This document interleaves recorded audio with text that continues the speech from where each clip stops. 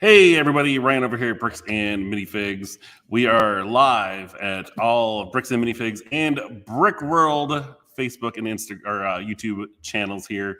We're going to have our live Q&A tonight with, of course, Mark from Brickworld. He's the owner of Brickworld, runs all 5 of the Midwest live shows. We got a Q&A session we're going to begin here. We got some Lego Masters contestants joining us tonight, doing some talking about everything else that's going on tonight. But first and foremost, we're going to go ahead and bring Mark into the stream and say hello, everybody, to Mark. Mark, how's it going, sir? Oh, it's going great. How are you guys doing?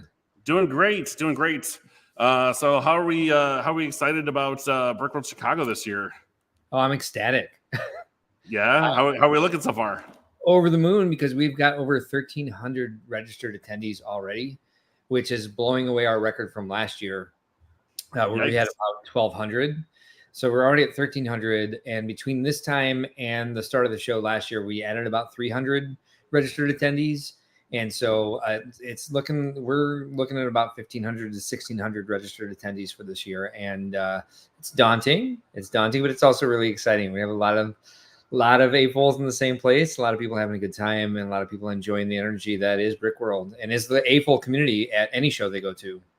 Absolutely, yeah. I've noticed too that there's about at least like 35% of first timers coming in. Yeah, which is great. So that's crazy, right?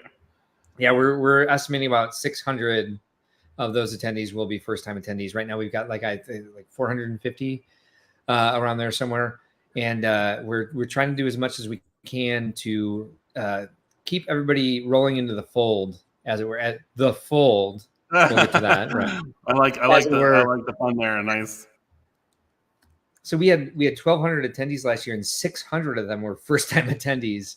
And so with the high number of first-time attendees, again, we want to do even better by them than we did last year, where we want to provide a little bit more of a way for them to get to know people more easily, and kind of provide some icebreaker events and some stronger mixing events, and give them more opportunity to get to know people and feel like they're part of the show, than feel kind of behind the 8 ball, or feel a little bit introverted or sort of how do you say, a little shy to get into the entire thing. So we've been developing that for a while, and we might get the minimum viable product this year, but it's something that we definitely want to grow, and we definitely want everybody who's involved in the show to offer their support to that sort of the sort of endeavor of making newcomers feel more welcome and make them feel more part of a group or new groups, or get to know people more.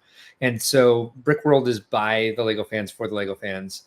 And so if anybody watching has any ideas for icebreaker events, or sort of social mixing, or any sort of event that involves getting people to know each other better, anybody who is attending the show with the 5-day badge can run an event and just submit it through their My Page, and bring us an event where they get more people involved in getting to know people. Neat. Awesome. Certainly provide details about that if you really want me to and how to do it, but it's definitely possible. And even if you can't figure out how to do it through the website, just contact us at brickworld.com, and we can walk you through how to lead an activity like that would be more about mixing all the old and new groups, because a lot of the people who have been coming for a long time aren't the greatest at meeting new people either. So any sort of mixing event, or any sort of icebreaker that people can come up with, we're more than willing to support and get going for our show this year. We're going to have a lot of people there. Hey, that's awesome. Yeah, it's I don't even know how we're going to fit everybody in there, but I'm very excited to see how it's going to happen. I also am not exactly sure how we're going to do that. Well, I'm sure you and the layout crew will figure that out for sure. But for all of you guys watching too, like I said, not only is Mark, of course, here to answer some of you guys' questions, doing us too, and please fill in some of the chat too. Let us know who's here, say hello, whatever, and ask those questions, whatever you guys may have about Brickworld. But we're going to go ahead and start inviting some of our guests in here to start talking about this and get some questions answered too. And of course, from season 1, we've got Mr. Jermaine, otherwise known as Mr. BX Bricks, joining us. How's it going, Jermaine? Hey, what's going on, guys? Going well. How you been doing? Been doing good, staying busy, and lots of building. So, quick question for you, Jermaine. So, you actually joined us at Brickworld Chicago last year. I think was it your first time last year? It was my first time. How did you think last year went? Oh, I mean, it was mind blowing, honestly. Like, I was actually preparing to go out to Brickworld 2020, and we all know how that went. But I sure do. but to finally get out there and see how huge it was and the incredible amount of talent of all the mocks that was displayed out there, I was so, it was kind of like bittersweet because I was out there just being a Lego master, but I so wanted to bring all these guys back here with me. But this year, I'm gonna bring maybe a fraction of those so people could actually get to meet me and my work at the same time. There you go. And that's what it's about. Like Mark said, it's all about getting to meet other people, and especially for a lot of people who are really into one subject are usually pretty introverted. And what's funny is you get a bunch of introverts together, and now they instantly become extroverts. So that's one of the great things I love about Brickworld. We've been going for years, and love the show. And of course, that's why we're here to help promote it and talk about all the cool things that are going on this year. And Jermaine, I know you've got some other friends coming this year too, right? You've got some other contestants coming this year. Oh yeah. I mean, we're trying to get as many from all the seasons as possible. Yeah, absolutely. And speaking of seasons, we actually have some members of all three seasons here. We've got Dawn joining us as well. Dawn, of course, was on with us last season too. How's it going? Good. How's everybody doing? Doing great. Looks like you're very comfortable over there. And are those Lego earrings? Yes, they are. That is awesome. They're Duplo and Technic, actually. Hey, technically, still Lego. I'll take it. so Lego, yeah, yes. Awesome. And we finally have 2 60-degree days in a row, so I decided to go tropical. There you go. And you were actually with us at Brickworld last year as well. You and Jack were there. Yep. And that was both of our first times in Chicago for Brickworld as well last year. So we were 2 of the 600 first timers. There you go. I appreciate that Dawn pronounces Chicago correctly instead of Chicago. But no, she's nailing it because when people say Chicago, they're getting it wrong. She said Chicago. That's the right way to say it. Yep. So we've got Dawn, of course, returning this year, and we also have another member who just joined as well, and he actually was there for a little bit last year, but this year he's coming full time. Mr. Brandon Tull joining us for season 3. What's up, Brendan? Hey, Brendan. How are you doing today? How are you doing this afternoon, sir? Doing all right. Or I guess evening. How are you? Depending on where you're at. Say what? I said, or good evening, depending on where you're at. Oh yeah, Central Time, Chicago time zone. There you go. So Brendan, you and Greg were only at the show a couple of days last year, correct? Yes. Yeah, we weren't really able to promote ourselves. We had been announced as cast members, but because the show hadn't released yet, they were like, just kind of wait on all that until we're ready to really kick off the marketing and PR and all that. There you go. Yeah, it was pretty fun.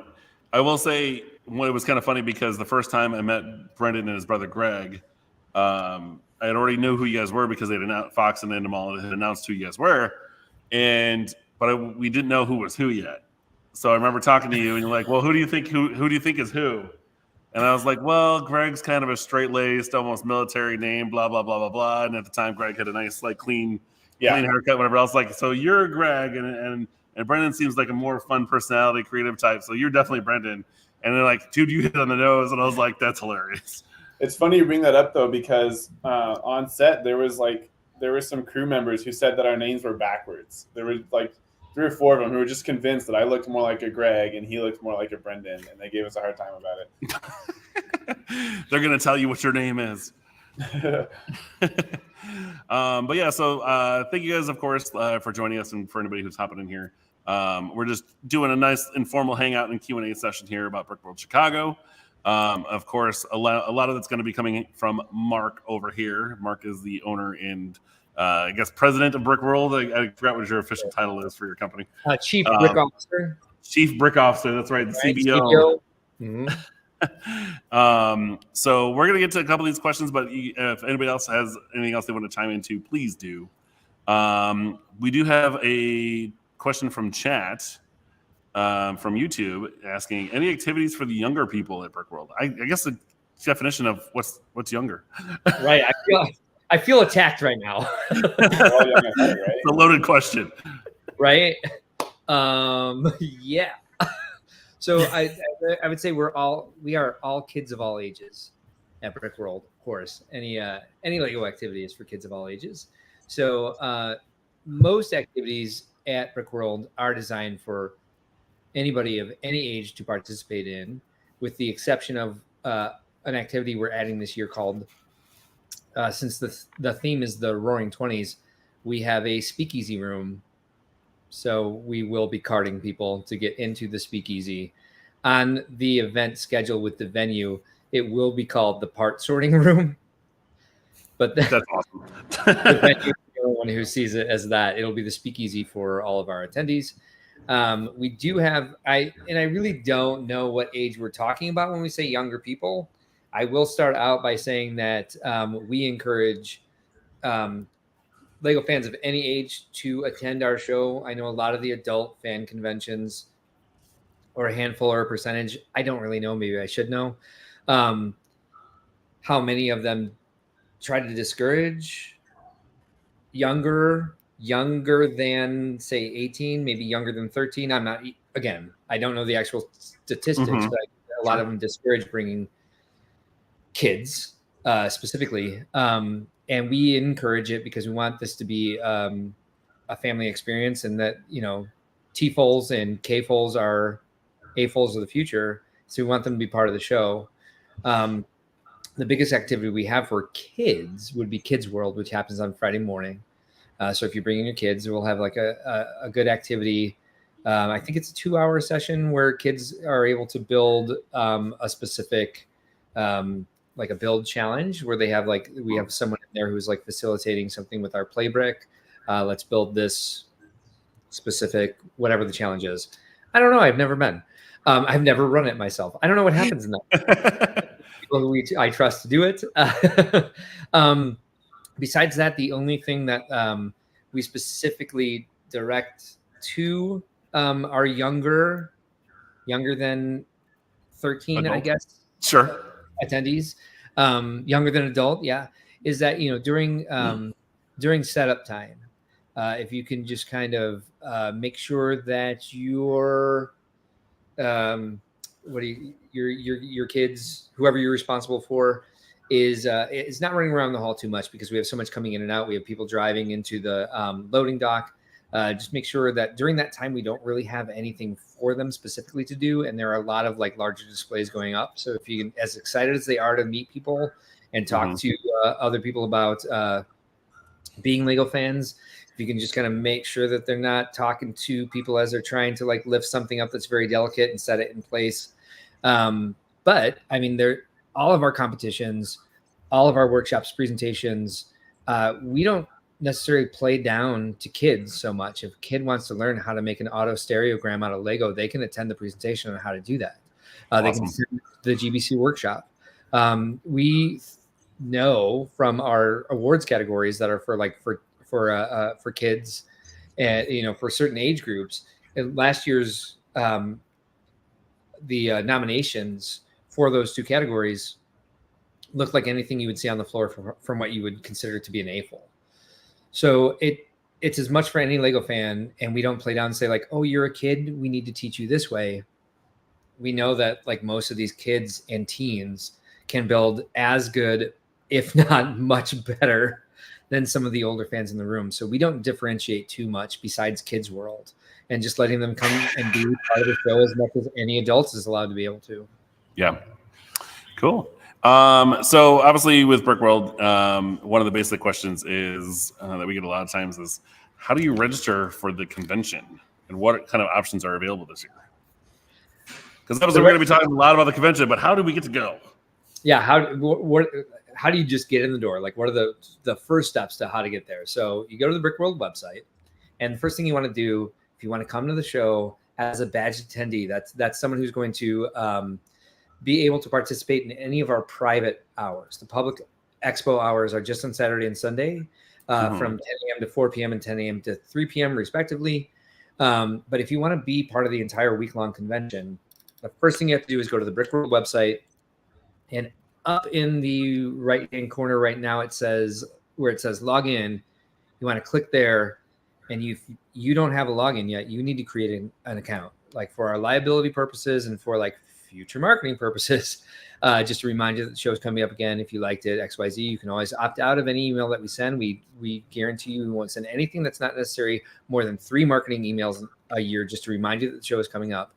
You create an account so that we have your information, we have you in our database, and then once you've created your account and you're logged into the site, you go over to you go to your profile, and there's what's listed as, there's an account tab.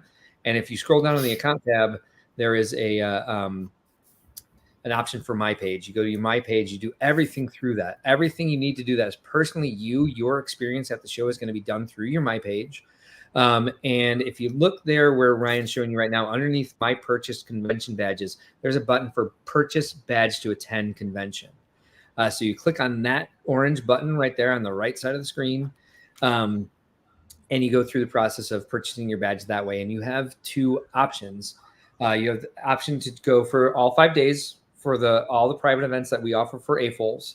And then you also have the option to go to just Saturday and Sunday. And that would give you the opportunity, of course, to see all the displays that have been set up. That won't give you opportunity to set up any displays because our setup days are Wednesday through Friday. But it gives you the opportunity to attend our Saturday night private events, which are the World of Lights, which is where we turn off the lights in the display hall and everybody's display lights up and you hang out. It's a big social event. This year, Bricker Builds is going to be there to provide a booth and activity for those who are afraid of the dark but still want to attend. And we'll have some groups going. Are you afraid of the dark? And if you're afraid of the dark and you want to go around with other people that you feel you can trust, we're trying to provide that for people to make sure that they feel that they can conquer the dark.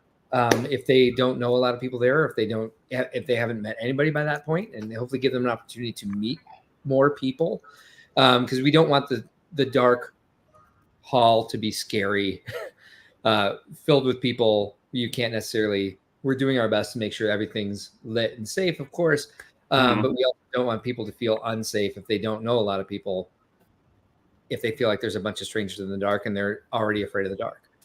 Fair. Right. And then also we'll have the garage sale, would also be the private event that people who have Saturday, Sunday badges would be able to participate in, that that they wouldn't with just the public day expo ticket for the Saturday show. The garage sale is anybody who has brick that they want to trade or sell can come, and they don't have to be a vendor. They don't have to submit their insurance to us. If you want to sell, you will be asked to provide a $5 fee for a half of a table, and it's going to be a 6-foot round banquet table. And that charge for $5 will go to our charity partners, which are Make-A-Wish Illinois and Lurie's Children's Hospital here in Chicago. Awesome benefits. Very much so. And we're trying to beat, by the way, our charity fundraiser last year raised $37,000 that we split between those 2 organizations. We're trying to beat that this year. Altogether, since Brickworld has started back in 2007, like, don't quote me on that, but I think it was 2007. That's about right. Yep. We've raised over $250,000 for our charity partners. So we're really trying to just amp that up every year. AFOLs have the giving spirit. And if you can't, no worries. We're not going to judge you for that. But if you have something special that you want to bring and donate to the charity auction, that's a way to donate to the charity as well. Yeah. However, garage sale, really popular event. We're putting it in a ballroom this year. It'll be separate from the display floor. Last year we had some problems with like capacity and with people kind of starting early. So we're going to make sure that it's more of a controlled event this year. But we don't want to have so much control that you aren't able to go in and trade and sell what you want. So the basic requirements are 8 to 10, $5 for your display table, and nobody gets in before 8 o'clock. The other rule that we're adding is if you are an official vendor for the show, if you've bought a vendor booth, you are not allowed in until 8:30. You can't go in and purchase deals to then put in your booth and sell. We want to be as straightforward about that as possible. We want this to be something where it's like you're going to a swap meet, and there aren't people that are going to. Now, That won't stop anybody from going in and buying stuff and selling it on Bricklink later. However, if that's what you need to do, that's what you need to do. This is for fans to sell and trade for what they want to do. And we're going to try to keep the businesses out of there until we've gotten just the regular fans of Lego to go in and see what's available. And the average Joe. get the greatest fun benefit they can from it. Yeah, exactly. There you go. Well, we do have another guest joining us from season 3. We have Ms. Tacos joining us. How's it going? Sorry. Sorry. My room is messy. My room is messy, so we have mood lighting. we like it. We like it a lot. Welcome to the stream tonight. Christine, you actually joined us very briefly. I think it was 2 days, last year as well. Yes. Yeah, I did it. I think I was there from like Wednesday till Saturday. Okay, cool. And on a scale 1 to 10, how much fun did you have last year? So I have been going to brick events for like about 8 years now. The largest one before this one was Kids Fest, and that was, I don't know, like it was enormous. So this was my first official attendee at a brick convention as an AFL. I didn't realize that before that, everything was just for kids. I thought in my mental state, I went to the brick convention as a displayer, but for kids. So to see and interact with everyone, it was just awesome. Like I've been encouraging everyone to go to, Chicago for this. Just it's an awesome event. It really is. Yep, and I think that's another thing too. Mark's over here is like, "Oh, thanks." And of course, I feel bad you're asking people this question with me on the call. Like, I don't want people to feel obligated to phrase it. I'll give it a 2. Right. I'd be like, oh, okay. It's not for everybody. Certainly not. That's why I say, go to the show you love. And we want to build the AFL community anyway. It's like, yes. No, it's feedback. We're certainly going to hear it. Yeah. Yeah, and that's what we're here for. Let me check here too. I think we've got another from YouTube. We got another question here from Mark. I was wondering if any usually Bionicle centric vendors or events happening at Brickworld. Or events. Yeah. So yeah, Question. Bionicle has certainly kind of made its way into just the basic vernacular of Lego fans and the AFL community. So we have, of course, the construction category for awards, like best construction. I think that's all it says, best construction. I was going to say best construction figure, but I don't think we put that on the plaque. I'm just seeing the Illustrator file in my head. So we have John Walden usually runs Brick Tech, which is a tabletop game based on, maybe it's called Robotech or Battletech or something like that. And so you bring your construction figure to the show and participate in that. I think he runs that twice. If he's coming this year, we'll see. And then vendors, I don't think there are any specific Bionicle vendors anymore. I think a lot of our vendors are either create their own pieces or their own custom printed pieces, or they're reselling either MISB or repurposed older sets in new boxes, just so people can get the nostalgia. So you'll see some pieces in our parts, some of our parts vendors, but I would say 100% there's definitely not a vendor who is just Bionicle related. There's a huge construction, what's it called? A construction contingency at Brickworld. And I imagine all fan conventions, there are people who are just who are so inspired by that, and it was around for so long. I had a long conversation with one of the our media contacts from Milwaukee about how that's what got him into Lego in the first place, and how he's still on all these Bionicle fan boards, and he knows the comic stories, and he remembers all the names of all the writers. It's a huge part of any gathering of AFLs, I think. So you'll see it there. You may have to I don't mean you may have to seek it out. What I mean to say is you can certainly find people that you can talk to and build your own resources in that Bionicle / construction community. Definitely opportunities for that there. Cool. Thank you, sir. You're welcome. I'll put a bunch of pieces. I'll have a bunch of pieces, Bionicle pieces at the garage sale this year because I finally said these 3 tubs of Bionicle pieces that I never use. I just have to get out of the house before it floods again.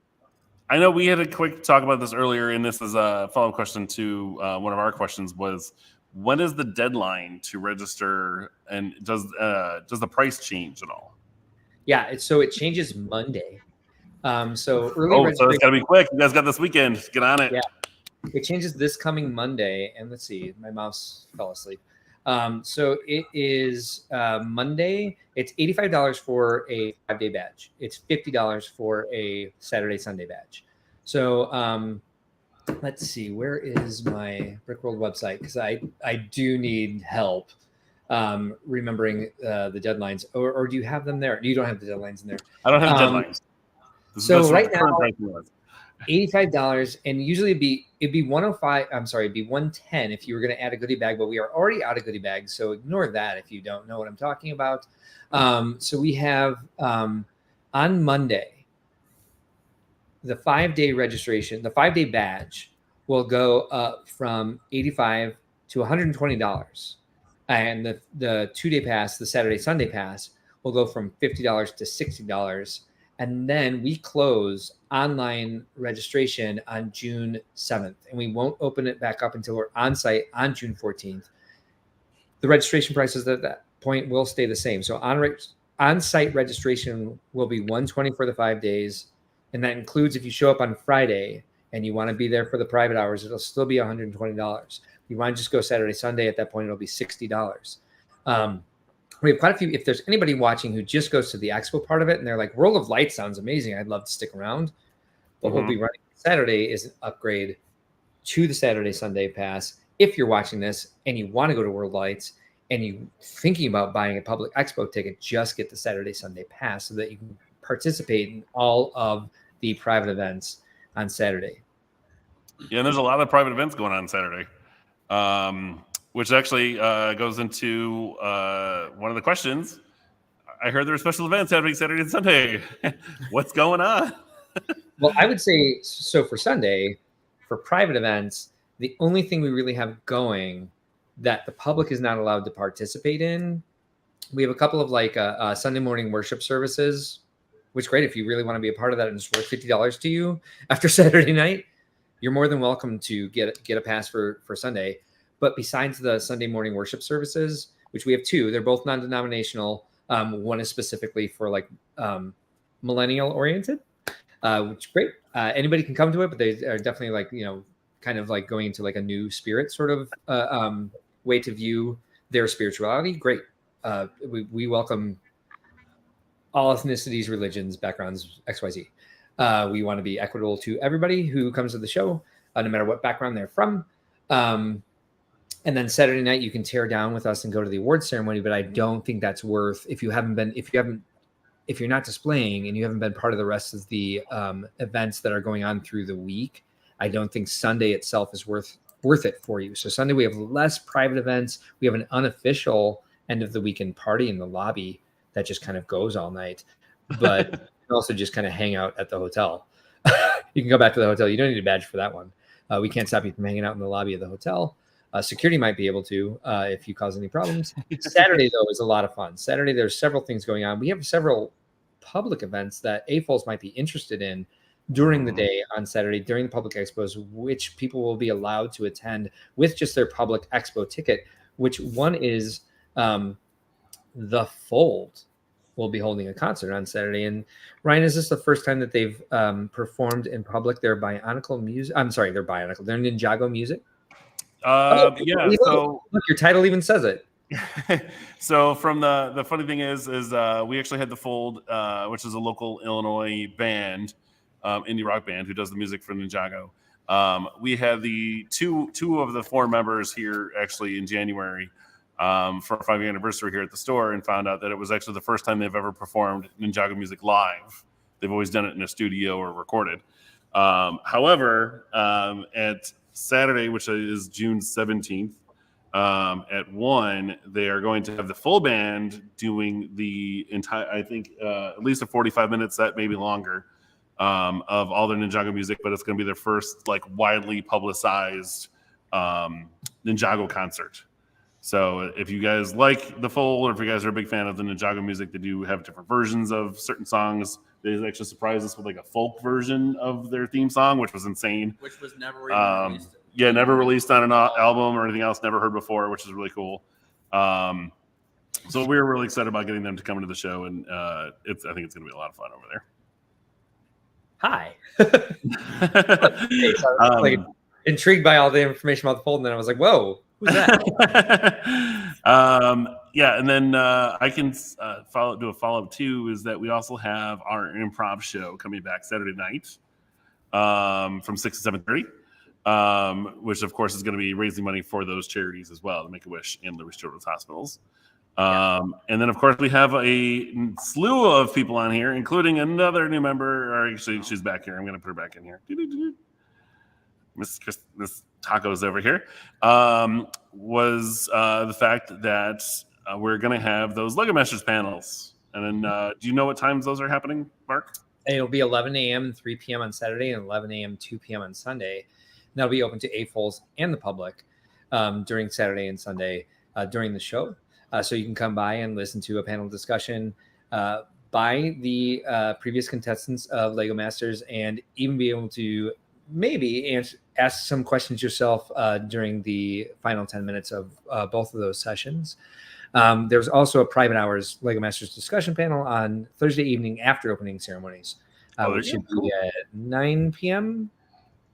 Nice and late for all those late movers. We don't start opening ceremonies till 8 p.m. because we're giving people a chance to get in the hall and get set up and kind of get their orientation before they sit down in a room with 1,000 people and listen to me ramble for 20 minutes.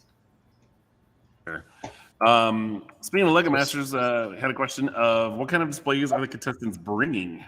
I would say real quick, just to finish the answer for the last question, is after the improv show, we of course have the garage sale and then the World of Lights, as we talked about as well. So those are all the private events that are happening. Now, there's some competitions that happen as well that you can enter in that take place on Saturday. And of course, if you're part of the GBC workshop, your work will be in the show, because as soon as you're done building it and learning all the standards for the GBC, it'll be part of the event all weekend. So anyway, back to your other question. Sorry. There you go. Cool. Awesome. No, it's awesome. I'm excited about it. And every year the GBC always gets bigger too. So it's always a good, crazy thing to see. And you can literally watch it for an hour and just watch a ball go around the entire track. It's crazy. But yeah, so the question was, is what kind of displays are the contestants bringing? So I guess let's go through it and ask Brendan first. Brendan, what are you bringing to Brickworld? I'm going to bring a locomotive. It's General Electric ES44C4 for anyone who's enough of a nerd to know what that is. Ooh, nice. Yes. If someone recognize it, or they're giving me a hard time. It's in the BNSF livery, because that's what used to drive by my house. I was inspired to build that. And it's a little larger scale than a lot of Lego trains, because I wanted it actually scaled to the track gauge. So there's another train nerd term for you. I actually brought it last year and registered it as a replica train. Didn't really seem to get any attention from judges. I only say that because I'm not going to register it for an awards category, so it's not a shameless plug. I just figured I'd throw it on a little Lego Master display. And then I'm just going to bring this little chess set that I designed, because believe it or not, I'm not a big chess player. I just like the chess aesthetic, and I like fancy chess sets. And there's been so many Lego chess sets, but most of them are based on minifigures. And I'm like, no one designs just like a traditional, like tournament-style chess set. So I built it as kind of like a model/replica, trying to represent like the traditional pieces in a way where it doesn't really look Lego at a glance. So that's just another little fun project that I thought I'd bring along. Hey, Brendan, I was curious, how when you registered your mock for awards and put it in the replica train category, for one, the first thing I'll say is we are coming up with an interactive map, or doing our best to make this happen, so that the awards judges can see everything that was registered as a category and have it like geopinned on the floor. Mm-hmm. Curious, because I know that we had like a lot of logistics. We're trying to change this year so we have more people doing less work, because it takes so much time to try to look around for nominated creations. And your creation sounds amazing. I know I didn't see it because I was not on the Florida last year. Where was it located? Was it with your personal display, or was it on a train track with one of the train clubs? I'll be honest, it was the only thing I brought. It was like stuffed at the end of this table last minute because I think I ended up kind of registering it last minute. It was right next to this big old building. It was a beautiful building, so I think it kind of took the attention. But to be fair, it was right next to a table that had several other trains on it. So someone looking for trains, unless they just didn't look past that table, I would think they would have seen it. And I think I'll bring this feedback to the awards coordinators, because that is definitely with a category like that, we try to get as many trained people involved in judging as possible. But a lot of the ones that we know are people who do creations. They don't feel comfortable being one of the awards judges because they are a trained person themselves and they're likely to be nominated.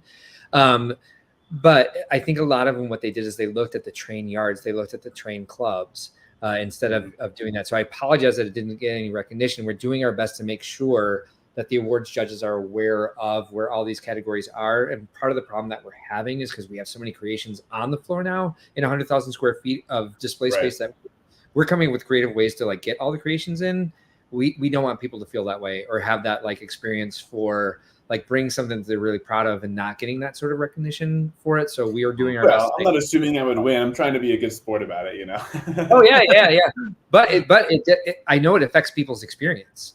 And so we're absolutely doing our best to be like as fair and as like prolifically present as possible to know where things are. It is a lot of work, but we know that you put a lot of work in as well. So we want to do our best to make sure that we're honoring everything that's there. And replica train category is a very specific category. And we also are in the Midwest, so there are a ton of trains out there. But I think for actual replica, it is a category that we need to be a little bit more aware of, especially when people are taking so much pride in the history of the train itself. Anyway, enough said. Well, it's good to hear. I will definitely take your feedback to the awards coordinators because that is important to me. Sweet. And that does make me sad when I hear someone like disappointed that they didn't get nominated for a specific category. It makes you feel any better. Like I'm not eligible for awards anymore because I own the company. I was never nominated for building, and like that's all I ever thought I was bringing. I'm like I'm just bringing building after building after building. It was like never nominated, and like it still hurts my feelings a little bit. You know, is I love the community. I won a lot of awards, but I wanted that large building category. You know, I totally feel you. I totally understand this. Something I wish didn't exist, but people have pride in their work. Hopefully, gives them like the drive. Well, the momentum to come back and bring more stuff. But I do understand also the feeling of like, take Rocco Butlieri, for example, who's like synonymous with like Lego architecture scale. He didn't win until like 2019. I think it was the first time he won for like best small building. And people are just like, oh, he wins all the time. I'm like, he actually has never won this category. Wow. But like the nomination means a lot. Yeah, so we want to make sure that we know what's there and that we're doing our best to find everything. So we'll do better. It is a lot. Good to hear. Yeah. So funny enough, as Mark's talking about it. So last year was the first year too. Our staff over here came up with our own little award that we ran around and placed on 20 different displays as well.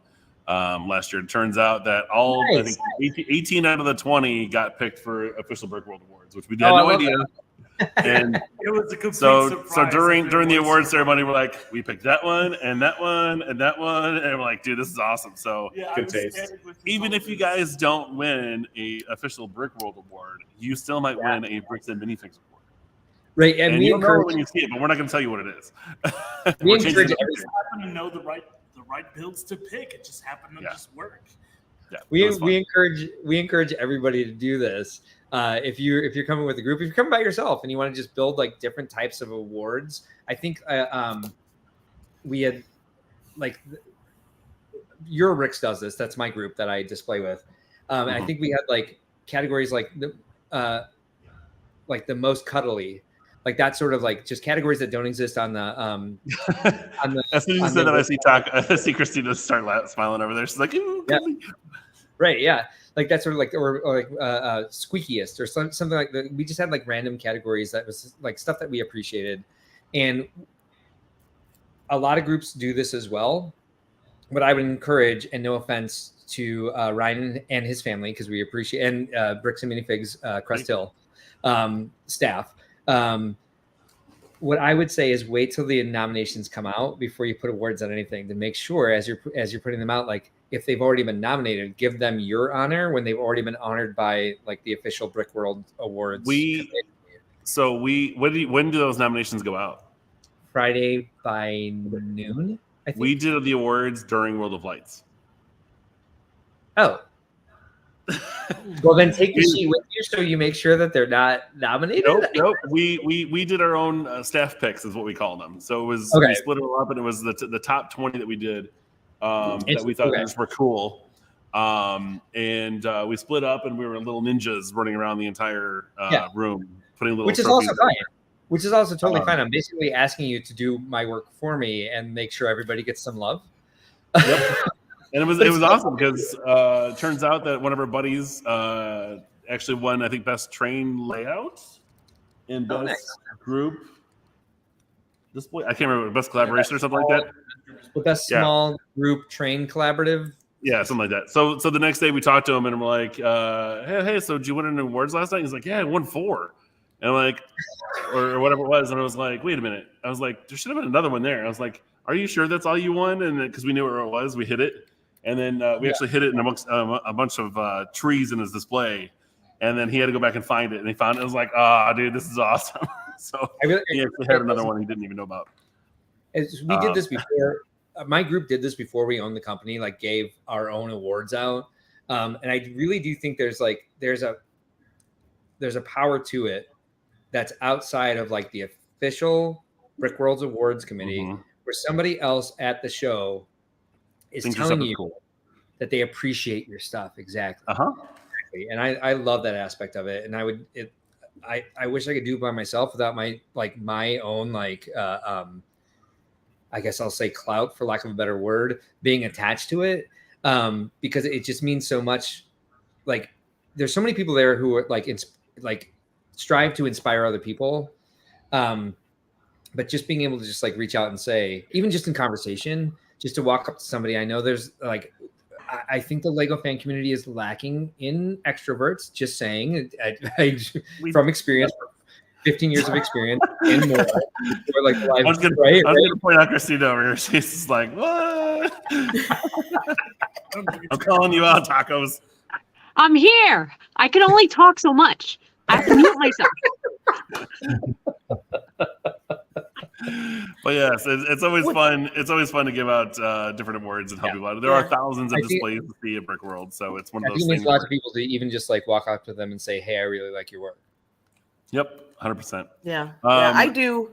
I do find that I have since I was on some specific TV show, I have gone around to all different conventions that I've gone to. I have left a token to maybe 10 to 18 builds that hit me in the heart. Something that makes me stop, back up, or something like that, and it's just a little thing. It's really simple, but I think, and try to do it to something that may not get a nomination or an award officially from Brickworld or from a convention. Because what I see will be different than what the judges are looking for or anything like that. But I have been doing that now the past couple of years, and I've been leaving a token specifically for these builders to say, hey, this got me in the feels and great work. And that's kind of what I keep trying to do. So I've got those all built up and ready to bring to Chicago. Hey, that's awesome. Well, speaking of his nickname and everything else, we've got Mr. Crash joining us down here in the party. What's going on? Are you driving a convertible right now? No, I'm just outside enjoying the nice weather, finally. Nice. Facts. Welcome to the show, Crash. Of course, we're actually just going over what everybody's bringing to Chicago. So since we have you out here, Crash, are you planning on bringing any displays or mocks to Chicago? Just a sparkling personality and a lot of noise. That sounds That'll awesome. do it. Extrovert, right there. Extrovert. Okay. You're just sprinkling it everywhere. Bring your hype up, Crash. I don't think anyone wants to hear that again. I don't know if my voice could handle it after not doing it for so long. Gotta start somewhere. And Crash is why we have crossbars around every display. I don't think that's going to stop me once I get going. Oh yeah. Right. Well, my request then is like as soon as you hit a crossbar, stop. There you go. You hit metal. It's time to slow down. Pump the brakes. You've got 2 feet until you hit that display. That's not going to be enough. That's what they said about the display on Lego Masters, and I still managed to break a whole fence and table. So, but it was good TV, and that's what they care about. yeah, not in the moment. I got in so much trouble for that. Really? Even though they set it up. Right?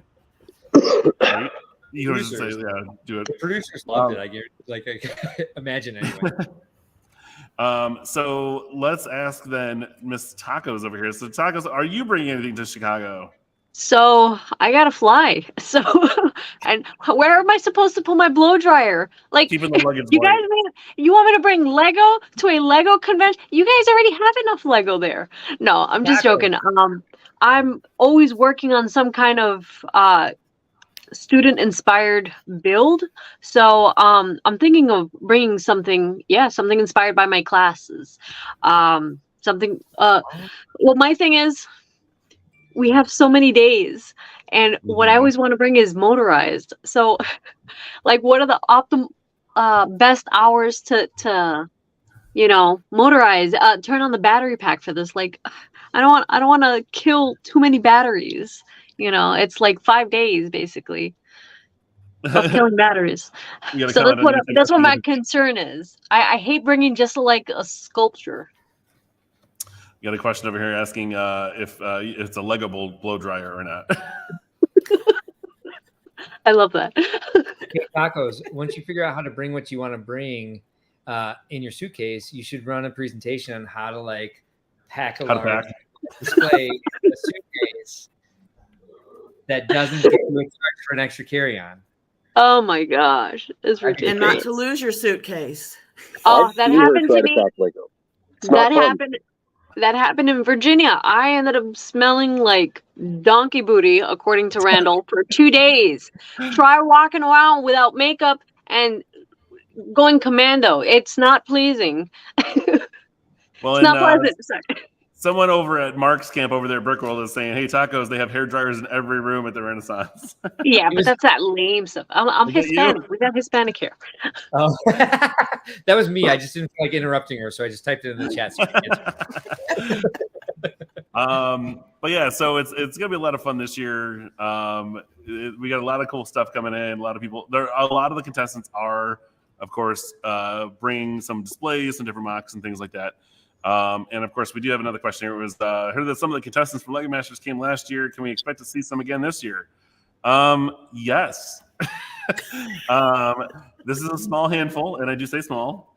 For those of you who were not here at the beginning of the stream, literally a handful. There's 5. There's literally a handful in here.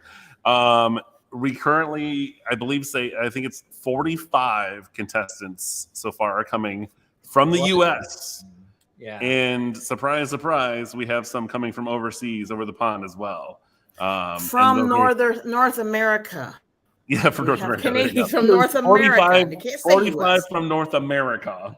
The U.S. version of the show. Yes, the U.S. version of the show. It's like America's Got Talent, wherever it's from Taiwan. And no,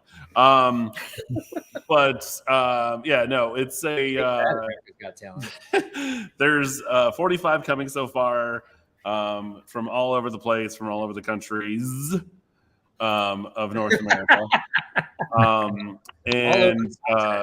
We do have some possible other ones coming in as well, and some of them are actually going to be part of our improv comedy show Saturday night at 6 o'clock as well. Oh, nice! So we do have some, including Mr. Phillip from season 2 is going to be rejoining the cast of Legal Building Techniques for that show as well. So yes, there will be tons of people there, tons of Lego Masters, tons of 8 Falls, tons of Lego Masters contestants there. Don't want to get docked by Endemol or anything.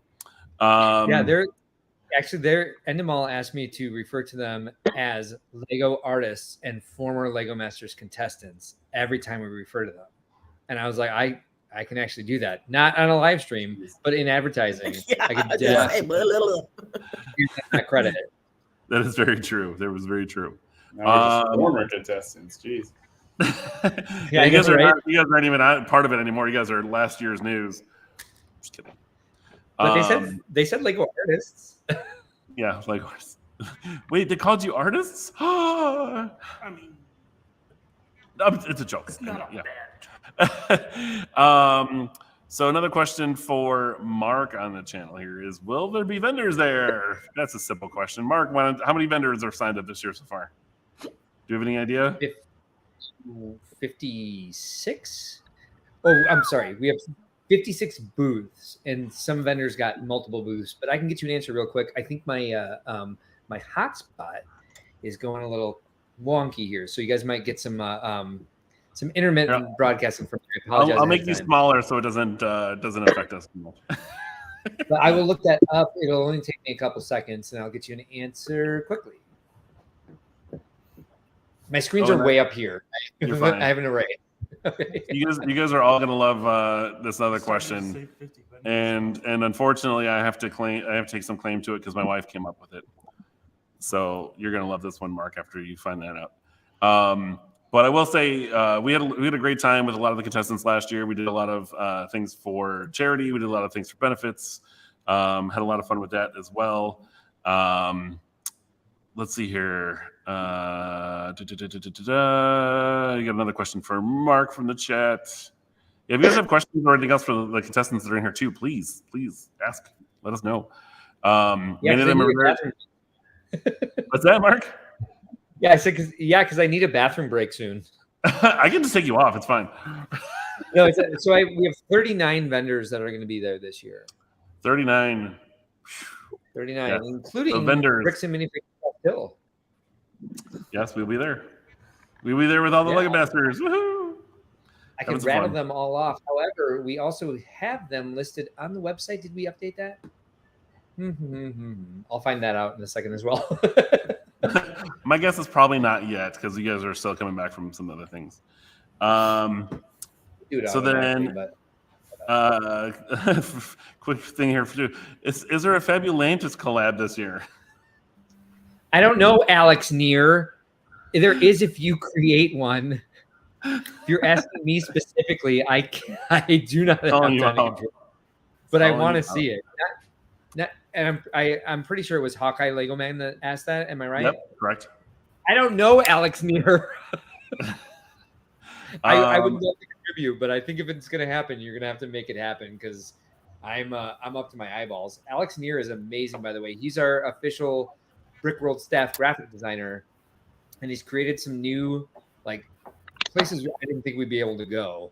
But we've got some exciting things to announce at Brickworld Chicago this year that Alex has done for us, and we'll let you know about that during opening ceremonies. Hey, opening ceremonies.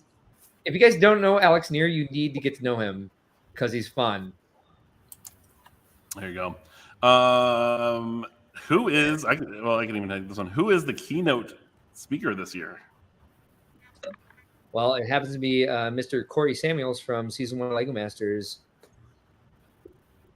And okay, in real life, oh, sorry. Again, I'm hanging here. Lego STEM teacher and first season of Lego. I'm sorry, Lego artist and former Lego Masters contestant Corey Samuels. There it is. It's a lot. It's a lot. Yeah, that's a mouthful. I don't think we're gonna be able to do that. That's painful. Brendan agrees. It's like, yep. So let's see here. I'm gonna take a quick break from these other questions on here real quick. So Crash, this is gonna be your first time coming to Chicago, correct? Nope, I was there last year. Oh, wait, that's right. You were there last year. What are you looking forward to most this year? Babysitting tacos. That's what I do. No, I just did Brick Can in Vancouver last weekend, which was a ton of fun, and all 6 of us that were there, Austin, Justin, Emily, Steve, and Nick will all be in Chicago. So we're going to have a blast because we're all idiots. And we made Austin and Justin honorary Canadians on the show. So we have 8 Canadians if Stacy shows up too, because I think Dave is coming, which will be a lot of fun. I love visiting with everybody. At BrickCon in Seattle last year, Randall and I dressed up as Amy and Jamie and started judging some of the builds, which was a lot of fun. So that might happen again. Nice. We'll see. It's just, I'm not a mock builder, and I've said that on the show multiple times. So for me, this is all about socializing with people, whether it's the fans or whether it's with the other Lego Masters contestants, former Lego Masters contestants that may or may not be Lego artists. So it'll be fun. I love the babysitting aspect of it. And as soon as you said that, Tacos just started dying over there. Because she knows I'm not wrong. She loves you. But yes, there is a huge list of former contestants and Lego artists that are going to be joining us this year. Yes, Emily's going to be out there. Nick and Stacy's going to be there. Of course, both Stevens are going to be there. Mel, Jermaine, Manny, Corey, Don, Brendan, Greg, Michelle's, multiple, Christine, Crystal, Amy. I mean, the list goes on and on and on and on. It's kind of crazy too, because when we first, Mark actually made me the Lego Master coordinator last year after I helped out with the show. And it was one of those things is like, I just want to get as many people here as you can. And you know people. And I was like, yeah. And then he said, okay, you'll just do it. And then tell me when it's done. And I was like, okay. So then before you knew it, I think within a week or two of putting out, hey, who's coming to Brickworld? I already had like 40 that were signed up, ready to go. And he's like, wait, what? I was like, yeah, we had 28 last year. I already have 40. And it took me a week and a half. And then it's like, okay. And then it was just waiting for everybody else to kind of follow suit. And now we're almost to 50, not including any across the pond former contestants that may be joining us.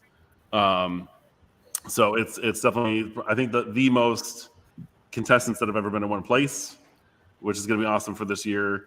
And of course, who knows what kind of shenanigans they're all going to get into, or what kind of cosplaying is going to happen, or games or whatever else, or who knows. It's going to be a lot of fun. And I heard there may even be a little small contestant collab going on with some of the contestants too. So we'll see how that display turns out. So I'm going to ask this now because I'm going to forget to ask otherwise. If there's going to be some Lego Masters cosplay going on, do you need pipe and drape in the green room for costume changes? That is a good question. I will relate to the group and ask. Thank you. I would say take a note. Well, originally, of course, everybody's kidding around and everything else. So, like one day they were like, "Oh, hey, Saturday we should just all cosplay as someone else from the show and make all the guess who it was." And I was like, "That's going to be horrendous," because then just trying to get people to take pictures and make sure the photo booth and everything else is working correctly is like, well, now who are you taking a photo with? Are you taking a photo with so and so or this one? And I was like, well, if you don't know, you don't know. And I guess it'll pull the real fans of the show out if you recognize people as they're dressed up. So it should be a lot of fun regardless. The chats have been very interesting for sure. Let's see what else is on here. Okay, so here's and I apologize ahead of time, Mark, for this question, but it's from my wife. So what is the difference between Brickworld and Brickfest Live? Of course, for those of you who are in the Chicagoland area, Brickfest Live was a show that happened back in Tinley Park in our area earlier this year with certain reviews. I'm going to leave that omitted. Your wife asked a question, and now you're trying to minimize it? No. And there's a lot of confusion because a lot of AFOLs and people out there, and a lot of the public has no idea. A lot of them think that Lego puts on all these shows. Whereas in fact, Lego as a brand does not do any shows. So what kind of education can you give people as the difference between the two and maybe any other shows that are around the country, since of course anybody can watch this from anywhere? Okay. I'm putting you on the spot. Yeah. Hi, my large face. It's shocks me when I'm like, whoa, it's me. So at least in like Zoom, you can turn off your selfie so you don't have to see your face. And I'm like, oh my God. So Brickfest Live, I've never been to. So I don't know exactly how to compare it to Brickworld. But I do know that Chicago is a separate show from how Brickfest Live operates, because Brickfest Live operates as an expo. They don't do a convention. And so in Chicago, we've got the Brickfest.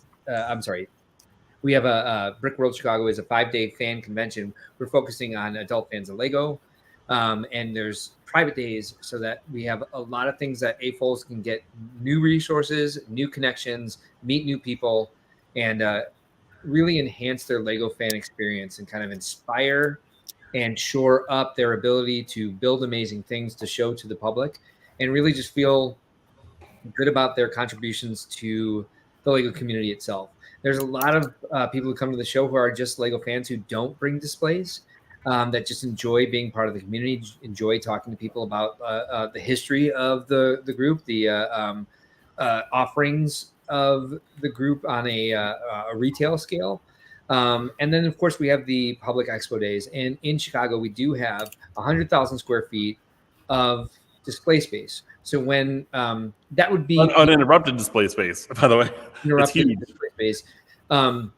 So I think that would be people who have been to Brickfest Live's easiest comparison to what can they expect outside of Brickfest Live if they're going to Brickworld, if they're going to give a Lego Expo another shot. And I would say that we charge the public $16 per person. And that there are no upsells. There's one level of ticket. Everything that we have for you to experience is available for that $16 per person. We have a lot of different discounts you can get. We offer the tickets, of course, online for $14 as opposed to $16 at the door. However, we go through Eventbrite, so there's more than $2 of Eventbrite fees for your online tickets. But if you follow us on social media or join our mailing list, or go to Bricks and Minifigs Crest Hill, you can get discount codes that will more than cover those Eventbrite fees. So just search us out and find out what we're doing in the online community as well, because we're always doing outreaches. We have our channels, we have our mailing list, and we can give you any sort of discount that will get you past those Eventbrite fees. Because if you're going to pre-purchase a ticket, we're going to do our best to make sure you don't pay the same that you would at the door. We're trying to make it feasible for a family to come to a show and have an affordable day where it's a unique experience, where nobody has their eyes on screens, where they're connecting with each other, where they're really finding joy in something new and something unique. So we're trying to keep it affordable. We're not going to raise our prices. We're not going to kind of join this inflation train and price gouge people. We know where our costs are. We know where our costs have risen, and we're going to absorb those into our business structure and find other ways to offset those prices and not jack them up over $20. We want it to be about the same that somebody would pay to take their family to a movie, right? And then we have other discounts as well. So kids 3 and under are free. So that's the best discount. If you're 3 and under, you're in the door. You can do whatever you want as long as you have the of course, like within reason. The lines. Right. If you're coming to just the expo days, and you're a military first responder, military including active duty and veterans, first responders, police, fire, EMT.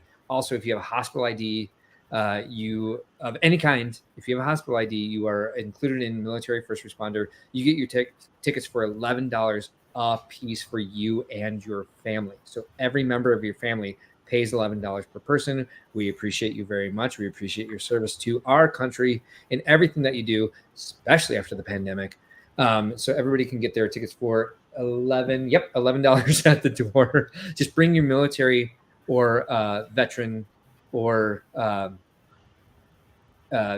police, fire, EMT, hospital ID to the box office.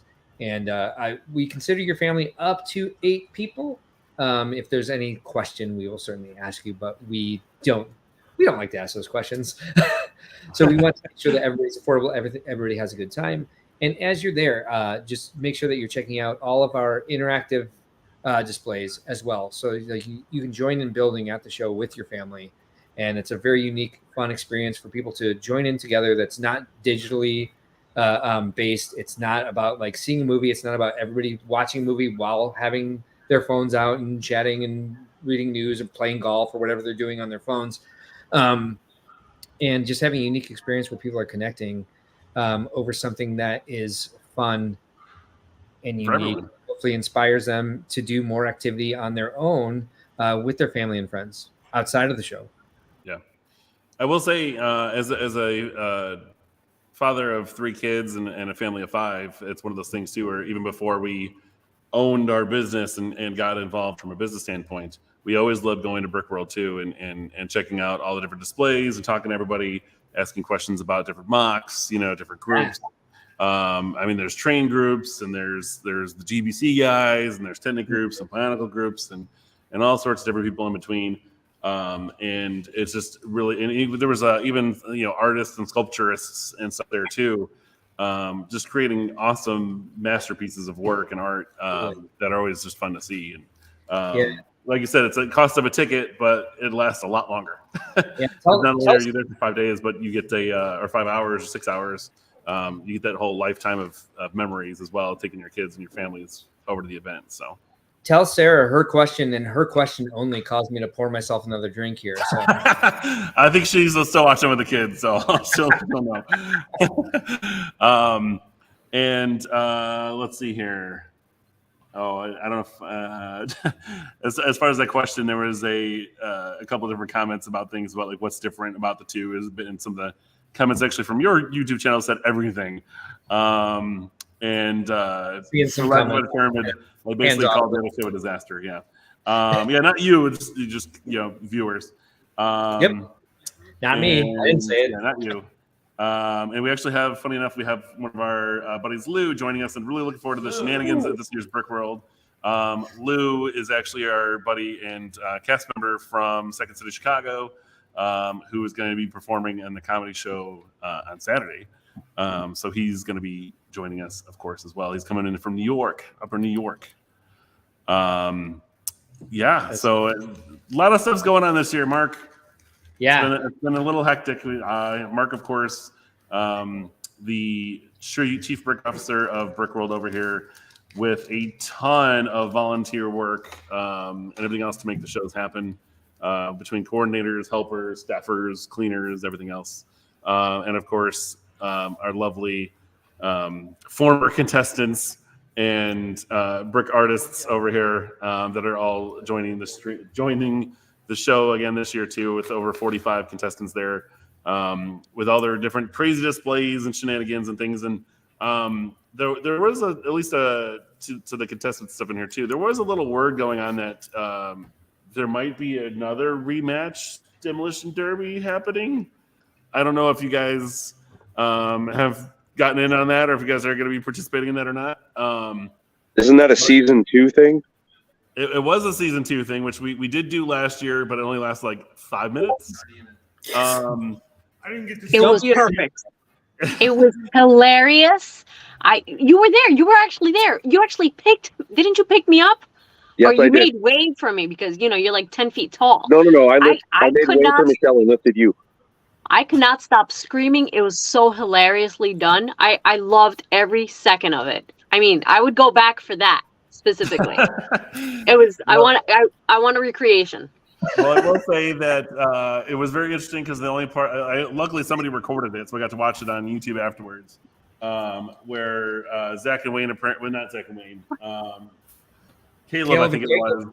Just dropped his wagon on top of everybody and just destroyed everything. It was pretty funny. But I guess season 2 kind of came into our chat early, and was like, we kind of feel like seasons 1 and 3 got left out, so we should include everybody this year. So I guess season 2 was kind of calling out everyone to try to build a car and have a demolition derby with them. So we'll see if it happens. I'm not saying it's going to happen. They're still working on details. Everybody's over here saying yes, please do it. Can I enter a table? What's that? Can I just enter a table and demolish that? Would that work? Do it. I'm sure they can make that happen. Yes. So here's the secret plan, right? So you just get a whole table of just empty cars and just have Crash just run into it all and just destroy everything. That sounds painful. Done. Ow. Again, if you want to submit for an activity, you can do so on your MySpace. Submit your activity ideas on brickworld.com. Your activity is just Steven crashing into stuff. I would certainly accept that as long as it's your stuff.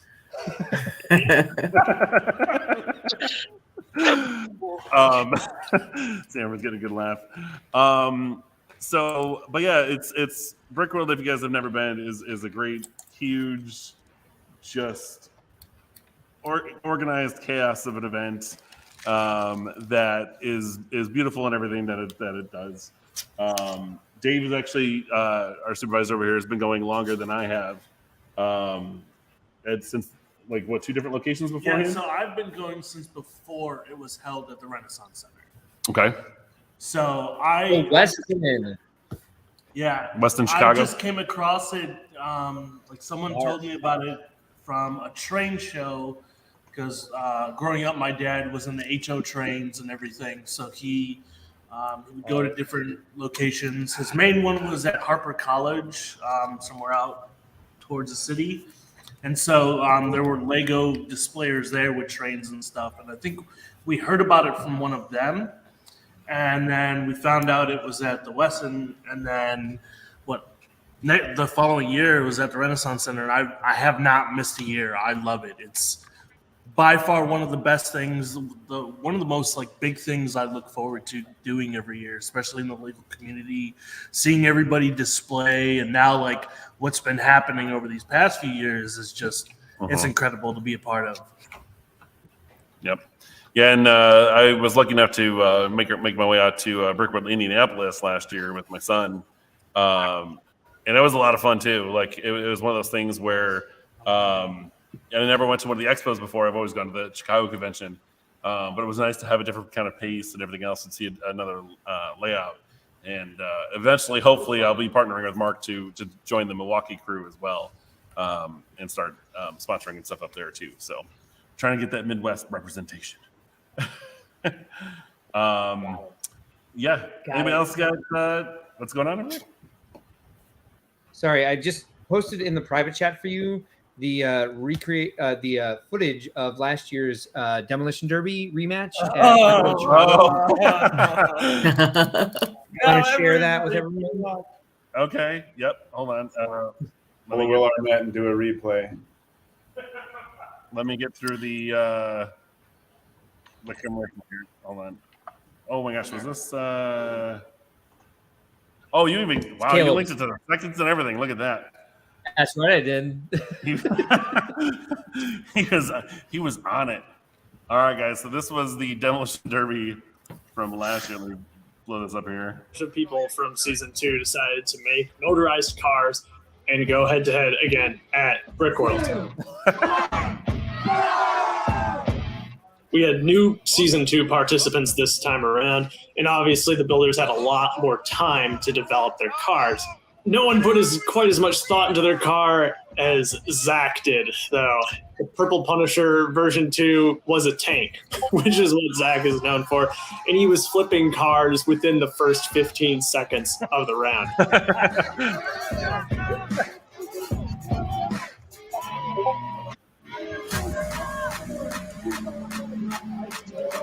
Not as stuck.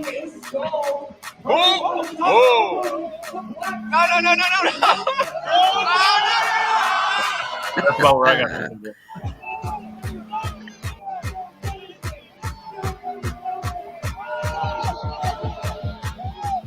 I didn't quite get the memo that we were starting the derby, and so I showed up a bit late. Oh no! I got this! What is that?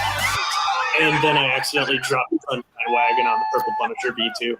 Poor Sunshine Wagon just can't catch a break. Should have had my brother drive this round too. And of course, that only left the big pink Duplo castle. Moto's beautiful creation is pretty much the winner by default. How do you feel, Caleb? Why does this always happen to me? In the beautiful spirit of destruction, Moto's victory dance involved him dropping 10 pounds of Duplo on what little remained of our sad, sad cars. What a beautiful sight to see. There it was, folks. He said it was an accident, but I don't believe it. I think he was in character, and that whole thing was just like a brilliant nod to the show. I believe it was hollow by how the bricks separated. To me, it seemed hollow. So obviously, it was perfect though. You know, the irony. Yeah, I will say too, it was one of those things because we actually, as a lot of the contestants were coming in, we were checking them out and like, oh, hey, will you guys get your car ready and this and this. And we went up to Jacob and Caleb and we're like, hey, so where's your car? Where's your truck? And Jacob's like, talk to my brother. I was like, okay. So I went over to talk to Caleb. I was like, so Caleb, I was like, where's the wagon at? Where's the wagon? And he was like, well, I was like, what, did you not bring it? Did it get blown up on the way here? And he's like, well, I've got it, but I forgot to put a motor in it. And I was like, okay.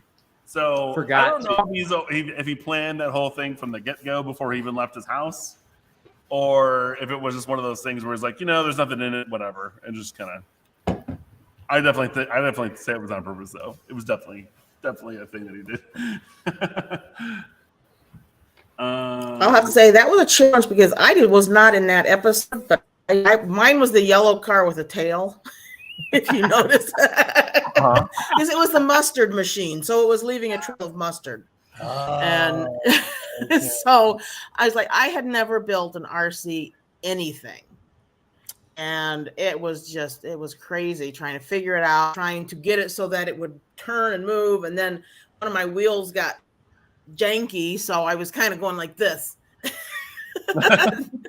Wasn't totally immobilized. It was like I wasn't going anywhere very fast. So, but it was fun, and it's like mine is totally destroyed. Everything is back. All my little Technic pieces are back in the Technic drawers, and I don't know if I'm ever going to get a Technic out again.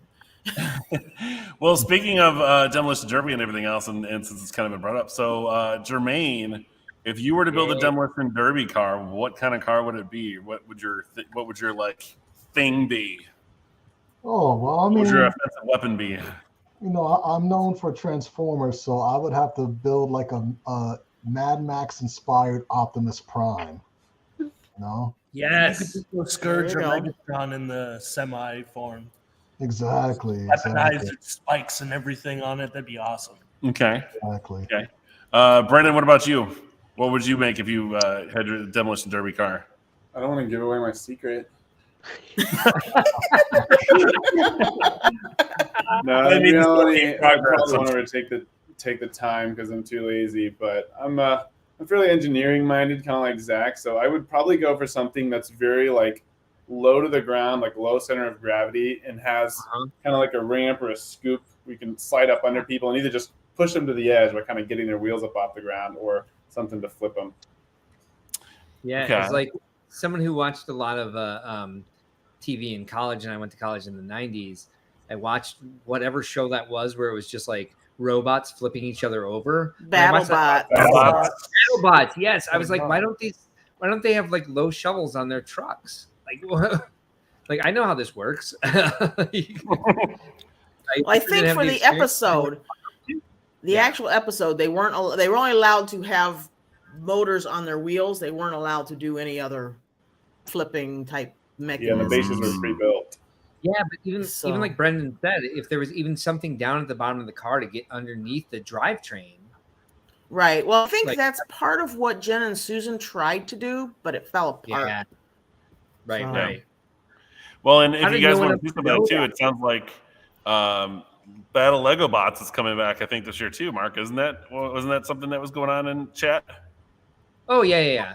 The Battle Lego Bots might be returning? So that's a... Pardon me. Get it out. Toda, sorry.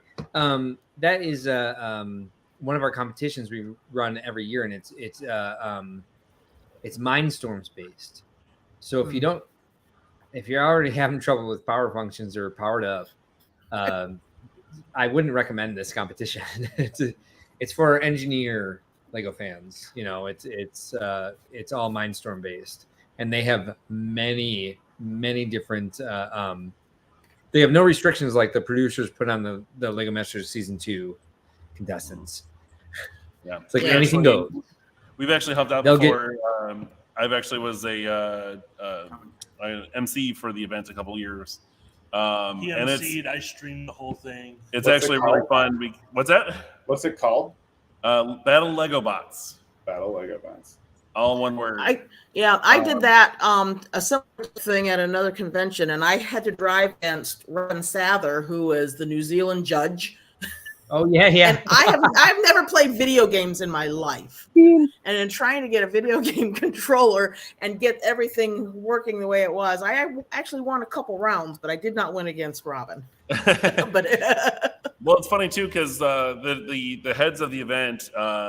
So it started out as like a normal table, and then all of a sudden, then the next year, the table had trap doors and all this other stuff built into it. And I was like, it was kind of a running joke the entire year. It was like, so when are we going to add flamethrowers? And he's like, well, and I was like, it's like when Lego makes flamethrowers, we'll add flamethrowers. Yeah, here we go. Yeah, for 2018, my son found out our Battle Lego Bots for 2018 brick. But it's a lot of fun, and of course, every year it seems like we have to push the safety line back like 5 more feet because parts keep flying out in the audience. And it's a lot of fun too. The first or second time we did it, there was some chaos. There's some kind of collision, and there was a ton of parts that just it's everywhere. Like we were like starting to recommend like people bring like little ponchos and like goggles and stuff with if they're sitting in the front. You sit here and watch the video like this. Yeah. So you don't get hit in the eye or anything. Yeah, the one year I actually told Dave, I was like, hey, just record a little bit of this and whatever, we'll stream it live. And then I finally get my phone back after the competition's over, and my phone's at like 4%. I was like, Dave, what did you do? And I realized he had recorded the entire like 2 hours live. And I was like, oh my gosh. I heard recorded. I didn't hear recorded part of it. So we literally had that entire season, that entire competition recorded. And I think it's on our earlier YouTube channel somewhere when we first opened it up. So that was a lot of fun. Well worth it. Definitely had to plug my phone in afterwards, and it was dead. I couldn't take any more pictures. It was over. We couldn't take any more pictures. Christine, if you were able to bring a demolition derby car, what would you make? All right. So first, it'd probably be a taco truck. Nice. yeah, nice. No, I played a lot of Burnout. I played a lot of Twisted Metal. So going along with the Mad Max, one of my favorite movies as a kid was Maximum Overdrive, where they have all these Mack trucks and they have this like weird goblin face in the front. So like, I don't know, something probably inspired by that, but I'm all for the whole Mad Max. Love the post-apocalyptic style. Hey, Christine. So you know who's in that movie, Maximum Overdrive, is Yeardley Smith, who voices Lisa Simpson. Oh, that's right. That's right. That's weird. Bride. Isn't it weird? That's weird. Like she's bonkers. She's not the greatest actor in the movie. I don't think anybody in that movie is. But it's so weird to watch it now, knowing that that's who that is, because all you can hear is Lisa Simpson every time she opens her mouth. I remember that. Yeah. She also, she has an eccentric, not an eccentric look, but she has a look. So yeah, now I just, putting two and two together. Yeah, that makes sense. She's like the punk rock bride right after her wedding is kind of like the entire aesthetic of her character. It's super cute. Yeah. I know. I love Yeardley Smith. So aside from Brickworld, for the contestants you guys in here, I guess we'll start newest to oldest, is where we went the other way around before. And Taco, since you're already on chat, we'll do yours first. What was like your favorite experience with doing the show? My favorite experience, or like favorite memory or something like that. Everything behind the scene. The time, oh my gosh. The show is extremely emotional. So you're happy, you're upset, people are are leaving or whatever. I think one of the best times was actually being eliminated. As weird as that sounds, it was kind of like, as graphic as that sounds, It's like, mother giving birth. You know what I mean? It's like ripping the Band-Aid off. It's like, yes, I'm ready to go home. And, it was just like, it was the only time I did not cry. I cried for everyone else. And then when they said our names, I was like, I could breathe. So that's one of my favorite times, but also doing the cookouts. So that has to be like one of the best times. Crash is over there shaking his head. Is that one of the best memories for you too there, Crash? Oh man, I have so many good memories from the show. I don't want to spoil everything for people that are coming, so I too the juicy stuff for Brickworld, Yeah, I was also a big fan of when tacos got eliminated. That was a big moment. People are getting everybody's I have, like I said, I've got stories. No, the whole thing was really good. The best part for me was the people. Like I said earlier, I spent the weekend with Austin and Justin, Steve, Emily, and Nick, and Austin and Justin became brothers to me and Steve. That whole doctor, first responder camaraderie and stuff that we deal with together. We were 12-year-olds trapped in 40-year-old bodies. It was awesome. Welcome to being an AFOL. There's a whole lot of tomfoolery that did not make the cut in the edit for the airing of the show that them and us did, and those are some of my favorite parts. I know for a fact that there is an edit of the show that almost aired until one Fox executive had a little hissy fit over it, where they showcase the fart war that the doctors and the firefighters had on the show.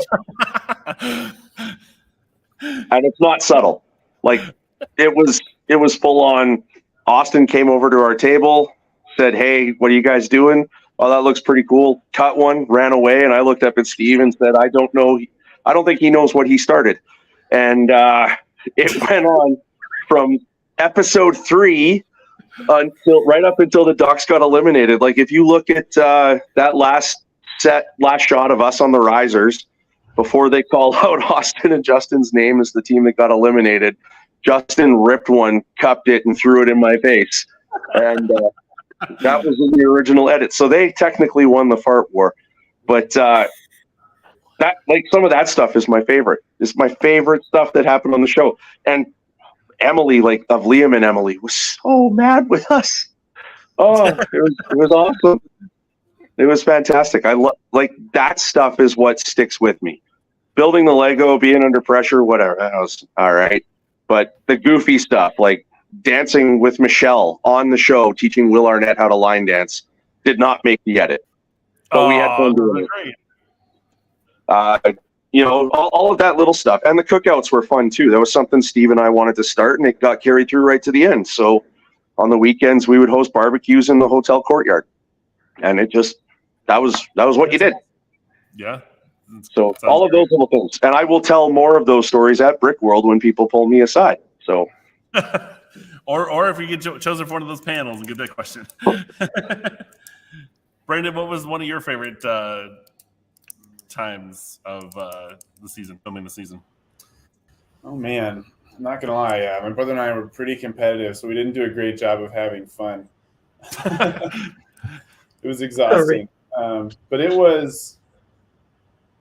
It sounds cliche, but like overall, it was definitely just like a memorable experience. Which, and that term doesn't even do it justice. Once in a lifetime, like a very. It's something I'll remember forever. I'll put it that way. It was intense. It was unlike anything I've done. Spending weeks in one place with people who were strangers at first, but you grow close when you go through something extreme together. So, to me, it was just overall a very intense and memorable experience. But I think I just enjoyed the opportunity to be there, to build Lego on a large scale, to compete, to get to meet some great people. I don't know that I have like any one memory that stands out, but the cookouts were fun, like they said. Yeah, a little bit of all of it, if that makes sense. Makes sense. Don, how about you? What was one of your favorite moments from your season? Let's see. I mean, aside from all the wonderful people that we got to meet and now I call family, was actually way behind the scenes when Jack and I were doing exit interviews and we were kept separate from everybody else, and Jen sneaked up and asked if she could wear a Kelsey bracelet. And honestly, that was one of the most touching things that could have happened at that point. I gave her my Kelsey bracelet. She wore it for episode 3. And other than episode 4, it was worn in every episode by somebody else. They passed it around. Pretty much everybody got an opportunity to wear my Kelsey bracelet. And that just meant so much to me. It meant so much to Kelsey's mom and our family. Oh, that was probably that told me they were family there. Yeah, absolutely. Definitely. Mr. Jermaine. Aww. We're bringing out the emotions early. Yep. Yeah, I mean, how am I supposed to follow that there? I can't.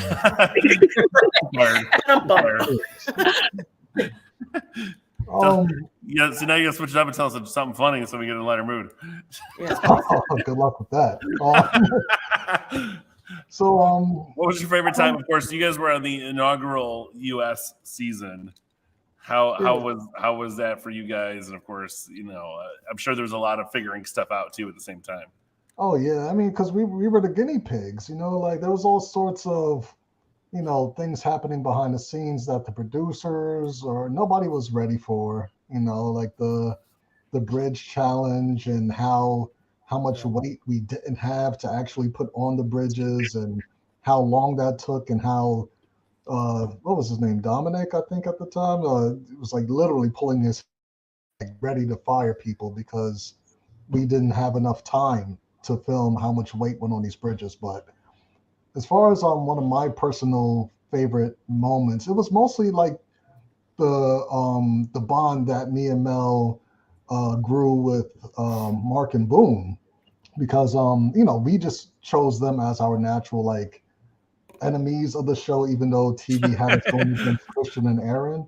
But there was so much golden footage of us going over to Mark and Boone's table, literally smacking things off of their table that they built and taking stuff that they brought, to build in their buckets. We'll just take it and bring it over to our table. But it's just all the golden stuff that the cameras didn't capture. And that exactly. I mean, if I could purchase all the B-roll footage, I would easily give that money. I instantly see everybody going, Exactly.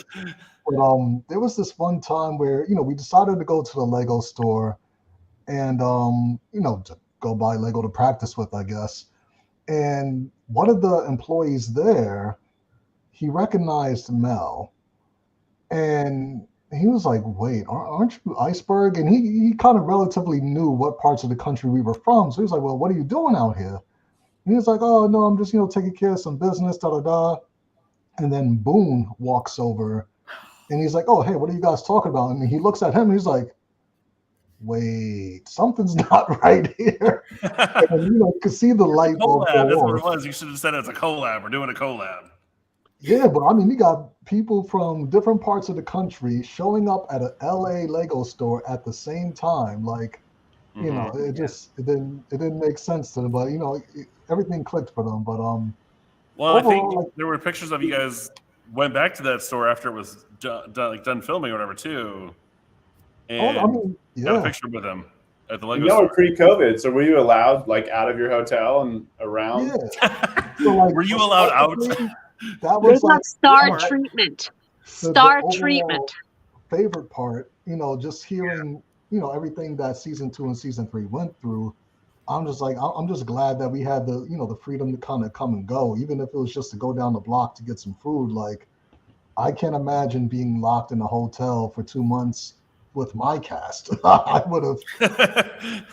I see everybody shaking their head in like disgust, like, how dare you leave the hotel? I don't want to say too much, but from what I've gleaned from meeting all of the contestants from the different seasons, I would say Dawn's season had the worst experience at the time that it was filmed. I think that's but about what I heard probably too. not able to express this in public. Well, you Me? just did. Why me? You just did. Stop with my face. Yeah, no, I've heard some bad stories, but it was kind of like COVID rules along with union rules don't mix well for like making yourself happy on a daily basis. It just to sum it up. Yeah. No. Just say Lego artists and former Lego Masters contestants. There you go. No, I agree. I've definitely heard some things, and would probably concur that I think season 2 had it the worst. But I also heard a funny story, and the only one that can confirm this is Jermaine. Because, of course, if I remember right, Jermaine, you were part of the Buddy versus Christmas episode on Food Network. Yes. Along with Corey, Travis, Mel, and Manny, I believe. Is that correct? Yes. Am I remembering that right? Yeah. And the rumor has it that I believe it was it. I can't remember which one it was now. You have to let me know. But apparently, you guys had to get tested for COVID every time you went into the show. Oh yeah.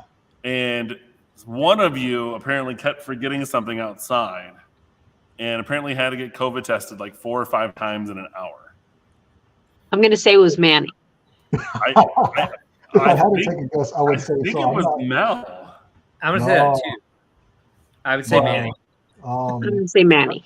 I definitely did hear about that, and it's funny too because I actually knew you guys were doing that event before you started filming, because the actual producer for Food Network actually reached out to us and wanted our store to source the bricks for you guys. Oh, okay. So I was like, I could do it, and then we actually had it all set up. Bricks and Minifigs was going to supply all the bricks. Maybe work a little deal out. Say, hey, bricks supplied by whatever. For the show, and then I was like, okay, we got it all done. When do you need it? And the producer then turns around and says, it was like Friday night. She says, I need it by Monday. Yeah. And I was like, nope. Because I kid you not, they wanted I think it was 1.5 million bricks to be on set. And I was like, listen, we can't do it. I'm sorry. But Legoland New York is opening up in a little while, and I'm sure they got a ton of bricks. Give them a call.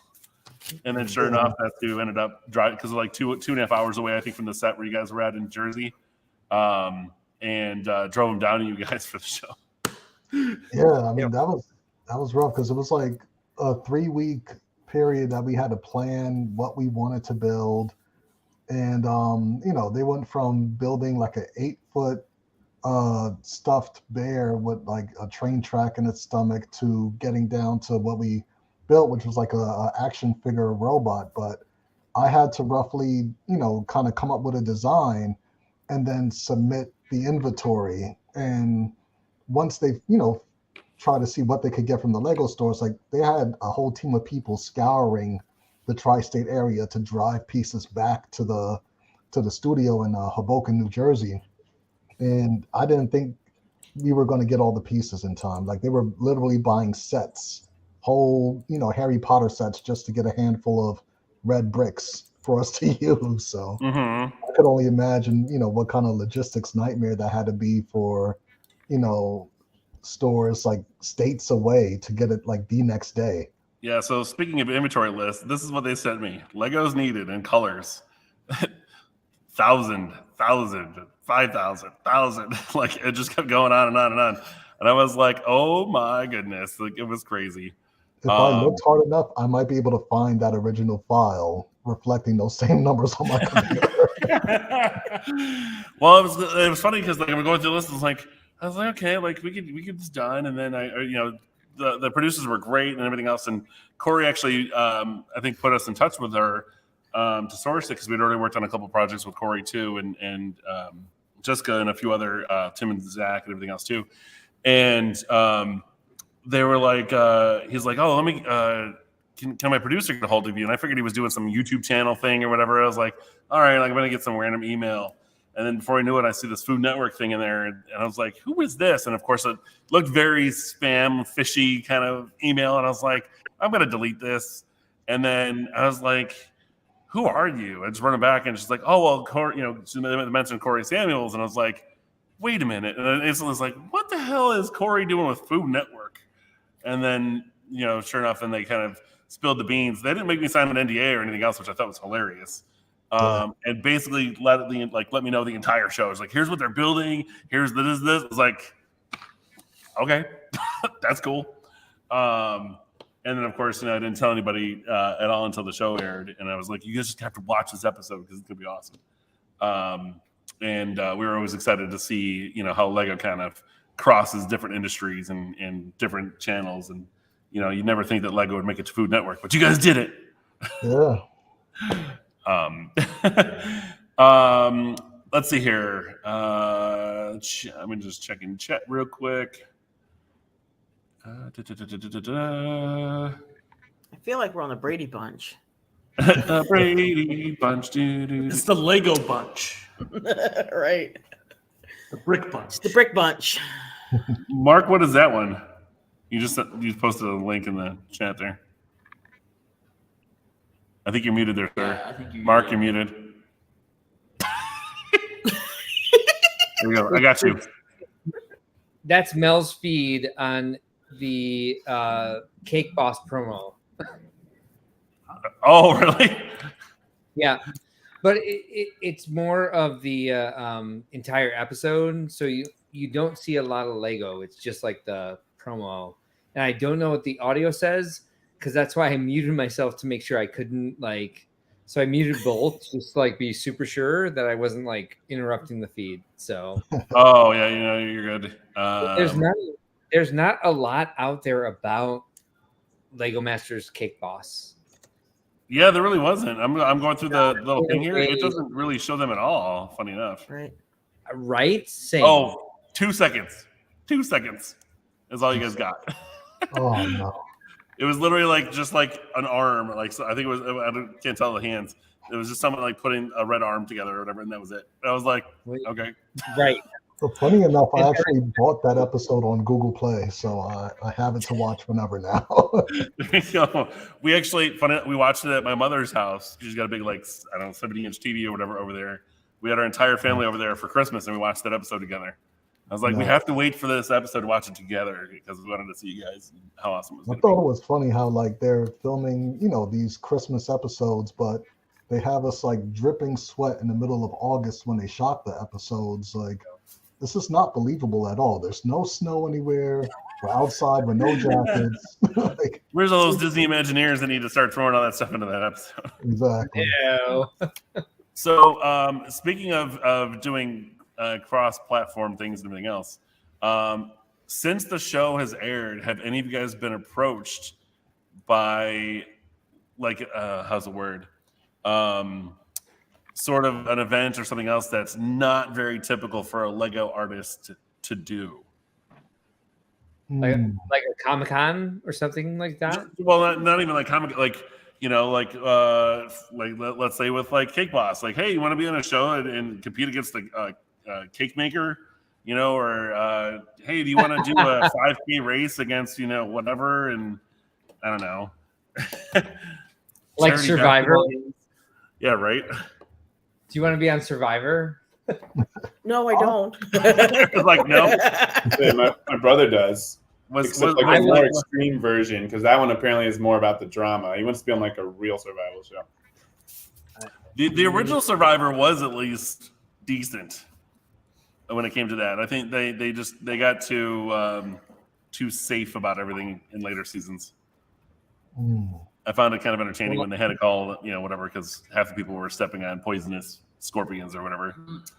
Well, speaking of being asked to do things, I don't think I've done anything too off the beat because it's all been interviews, news spots, that kind of thing. But probably the one that was the most kind of fun / unique was there's in in the town where I live, I'm not going to say what it is. There's a local like host / comedian / kind of TV personality who has like a couple shows that he's been doing for several years now, and he asked me to come on his show.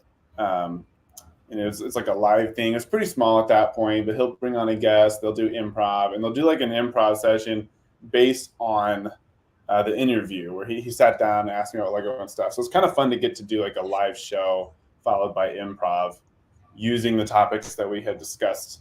That was kind of unique. Okay.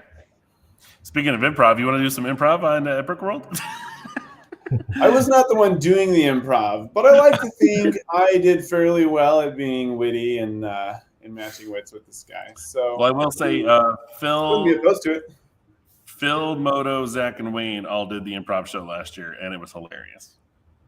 So I'm not scared to get in front of a crowd. Encourage, of course, not required by anybody to do it. If you guys are interested in joining the improv show, practices and stuff are going to be happening that Saturday beforehand, and let us know.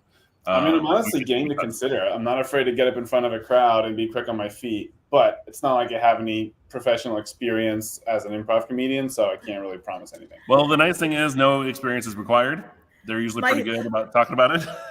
And I obviously don't have a problem making a fool of myself in front of people. So, if you guys are familiar with Second City Chicago, which is one of the best improv shows and schools in the country, all of the actors are alumni and teachers at Second City. So if it comes down to it, you're in rehearsal and you, for lack of a better term, you suck, they'll tell you suck. You probably shouldn't do it. Otherwise, they're very convincing, and of course, they teach you the main like 3 rules of improv and everything else too. There's always the yes and rule, which I think is like the biggest one. Mark actually, I found out last year, actually used to do theater and some improv stuff before too. So it was kind of funny, and he was carefully excited, I guess is the best word I could say, about having the show last year. He was like, "Yeah, sure. I guess if you want to do it, go ahead and." Yeah, we'll see what happens. Well, if nothing else, maybe I could learn something. What's that? I said, if nothing else, maybe I could learn something. There you go. And turns out we all learned last year that Phil's a great actor when it comes to improv. So he actually did a great job. You did good. That was a good show. Yeah. And of course, we do give all the contestants some priority seating for that show too, because it's always fun to see if those contestants, former contestants, become part of the show as well. Voluntarily. And Lego artists. Yes, and I will say there to save everybody, there will not be a Flores Lego skit this year, so I'm happy about that. No blood on the stage. That hurt just watching it. Yes, for those of you who weren't there, our friend Zach did a frog jump. Funny enough, on your YouTube channel, yes, it's on there. I'm not going to show it because it's going to make everybody cringe. It's hard to watch. He did do a frog jump onto a giant bed of Lego bricks, slipped, fell, and funny enough, cut his hand open. And was no, it was his hand, and was gushing blood in the in the other room in the break area. So we had actually butterfly stitch or whatever his hand back together, and then immediately went back out to continue acting for another 40 minutes. So I had to run in the first aid kit. Yeah, we had to get the first aid kit and everything. Yep. So it was definitely, they definitely put their blood, sweat, and tears into it, literally. And it's a lot of fun to watch. So of course we won't put any of you guys through that, but it should be good this year. Let me see. What is this? No, absolutely. Brendan, yeah, you can just let us know just ahead of time. You're good. Brendan's asking if he can do it. Yes. But yeah, is there anything else that we need to touch base on with the show? There's going to be a ton of little quick rehash here. Ton of Lego Masters contestants, former Lego Masters contestants and Lego artists going to be there. Over 45 of them in attendance currently. I believe there's actually a ton of YouTubers, Instagrammers, and social media people coming up. Amasaurus, all of them are coming up too. Of course, Beyond the Brick, Josh and John are going to be there. There's a ton of new activities this year, new events. all sorts of things going on this year. And of course, as Mark said earlier, the prices are staying the same as they did before. And of course, you can get those discounts either through us and our discount code. I'm going to throw these prices up here one more time. You can use our discount code on here, BAMCH23, or almost all of your favorite former LEGO Masters contestants and LEGO artists have their own affiliate codes as well, which for the most part is just their first name followed by 23, except for if there's multiple, like Michelle's and everything else too, or Stevens. Or if your name is Crash 23. Crash 23 is 23 code. Is his user code over there, and of course you got tacos up here, which I think yours is just Christine 23. I don't think she switched it to tacos. But you can always help them out as well and use their affiliate codes when you're checking out for those tickets as well. If you guys do have questions at all, of course, Mark has a lot of other sign up videos and prepping for Brickworld videos on the Brickworld YouTube channel and Facebook pages. And then, of course, you can always get a hold of me if you're local to the Chicago area, as well as we've been helping Mark out for a few years. And I am one of the coordinators this year, too. So if something needs to happen or whatever else, we can get those in touch with you and let Mark do his job, which is the job of 1,000 people. That's a good question, too. Actually, we just got another question, too. Mark, this is for you before you take a quick sip. We actually got asked by 3 people here earlier in the store too. When are the events scheduled to be posted on the web page? Good question. So volunteering, because a lot of people like to volunteer and help out for the show too. Yeah, so that's a little late this year. So we're working on getting the volunteer sign up going. And so as soon as it's out, we'll announce it to all registered attendees if they want to sign up for a volunteer slot.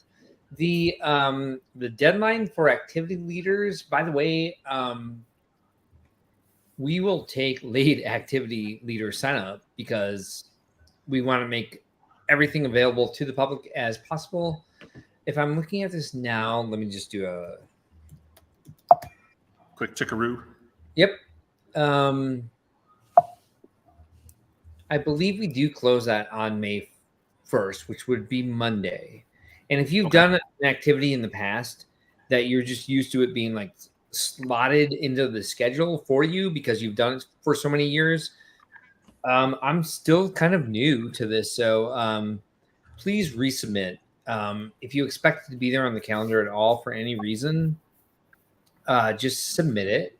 But we do ask for May 1st. But if you email us, I know email is getting a little bit old, but if you email us, right, at contactus@brickworld.com and ask us if you can sign up for an activity,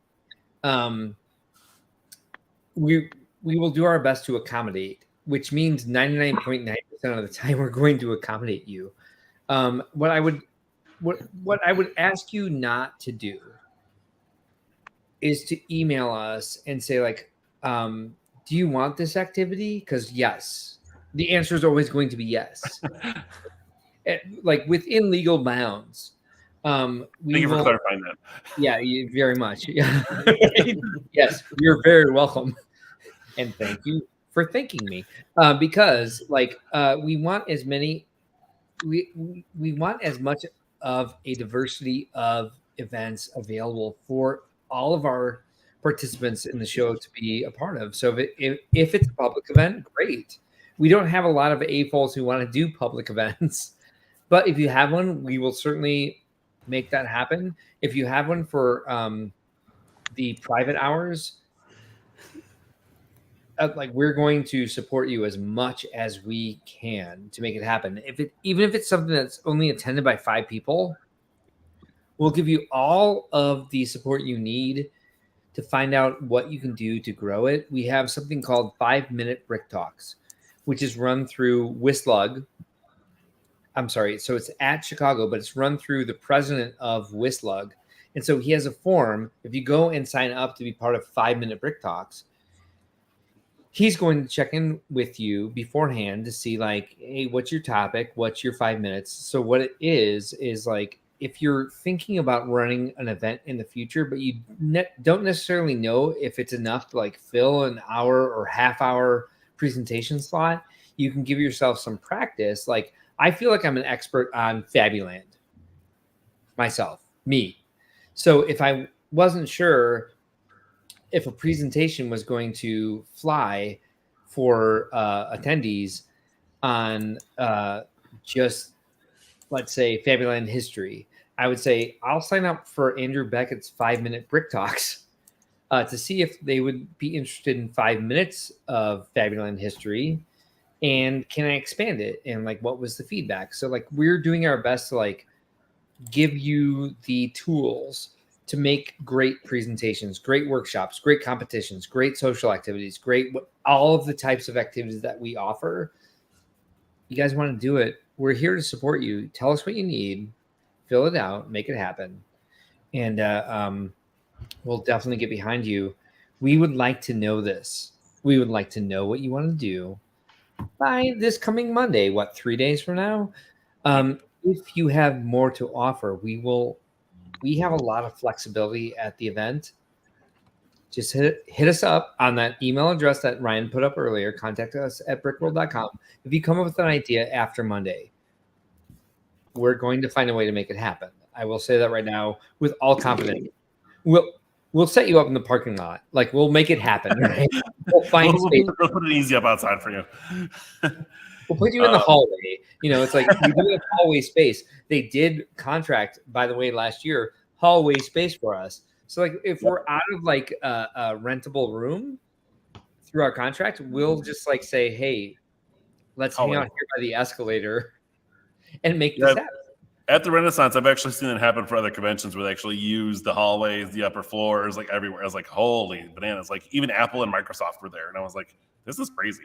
Yeah, we had 3 events last year that just like took place in the foyer outside of the Nirvana rooms, because there's a bunch of couches and there's all these windows and it's beautiful to watch the sunset there. So it's like, it's a good place to make events happen. We'd love to give you an actual space where you have like a microphone and like an interface with a screen with a projector that you can connect your laptop to. But whatever you want to do, we're willing to let you do it. We'll try our best to edit in. Our deadlines are for us to have like a few weeks to get like the program and the event schedule together. However, we have all sorts of ways to let people know what's happening. If it's entered past our printing date for the program or our event schedule for the venue for what we're renting, because, I mean, we rent so much space there. They find us new space as we need it. It happened live last year where like we needed a larger cinema space for our cinema coordinators to do like the stop motion brick film festival. Right. So they shouldered up 2 rooms where they like broke down the air wall between the 2 of them in one of the ballrooms where there was a wedding going on, but they didn't get the outside rooms. So they gave us like, well, there's a larger space here.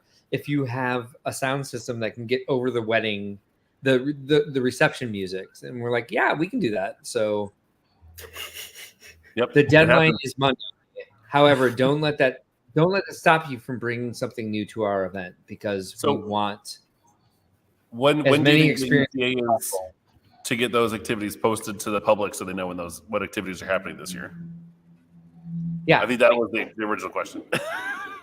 It was, and so the official deadline is May 1st. Stop deflecting, Mark. I'm just kidding. I know, right? I can't tell you how much I was like the social cues in the back of my head were like, stop rambling. However, there's so many things going on right now. Throw that away.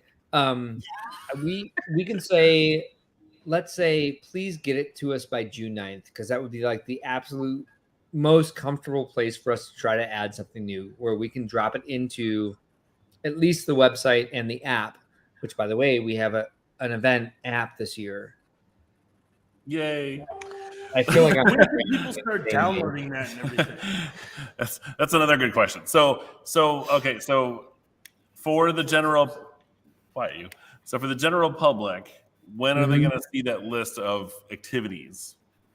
the general public, like the people who are only buying public expo tickets? Or I guess sure, or attendees. Like, when are the attendees going to know what the schedule looks like? I guess is the tentative schedule, because that's the thing too for anybody who's attending. You have to know that literally up to the time where that event is supposed to happen, things can change. Yeah. So always check with someone. As soon as possible is the answer to that. As soon as we can get it together. But we have the app this year. So as soon as we're able to upload all of our attendee information into the app database, you'll be able to get notifications on like schedule changes. And you'll even be able to create your own schedule ahead of time to mark in your calendar what events you want to attend. Like if there's a presentation or a workshop or a competition you want to be a part of, it'll give you like a 2-hour notification like this is coming up, right? And we'll also be able to send notifications to people if something changes rooms or if something changes times, which we didn't have the capability for last year. We'd send emails, we'd post signs, but like it's use the PA announcer. What's that? That's one of the big reasons that we switched to it, because we can't announce anything to anybody in that room at all. Doesn't matter how clear you know how to speak, but it's like we all have magical computers in our pockets. So like getting a way to get to everyone's phone is what we're trying to do with the app. And there are so many great features on it besides that, but we're also going to try to bring in a few hotspots, business hotspots from Brickworld that people can log into to get Wi-Fi in the hall, because it's not currently available. It is available, but it would cost us, I think, over $100,000 for the 5 days. And guess what? We don't have free Wi-Fi money yet. So we're going with the Verizon hotspots. And so hopefully that works. And I have an appointment with our business consultant next week to make that happen. But the app's not going to make any difference if they don't have Wi-Fi in the hall. So we're trying to make that available as well.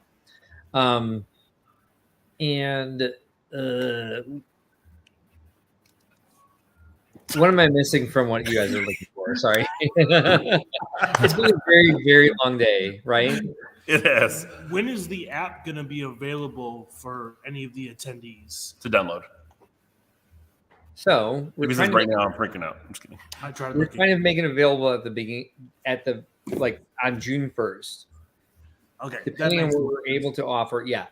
So be able to log in and get things ready before the show starts and see the program and start looking at the schedule. It's kind of it's just a cat herding thing at this point. Like, make sure that we right.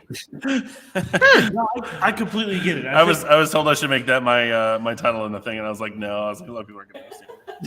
No, you are the cat herder of cat herders, by the way. I think June 1st is a good date, considering it's a brand That's new what we're thing. aiming Want to for. make sure, so yeah, it's like really well.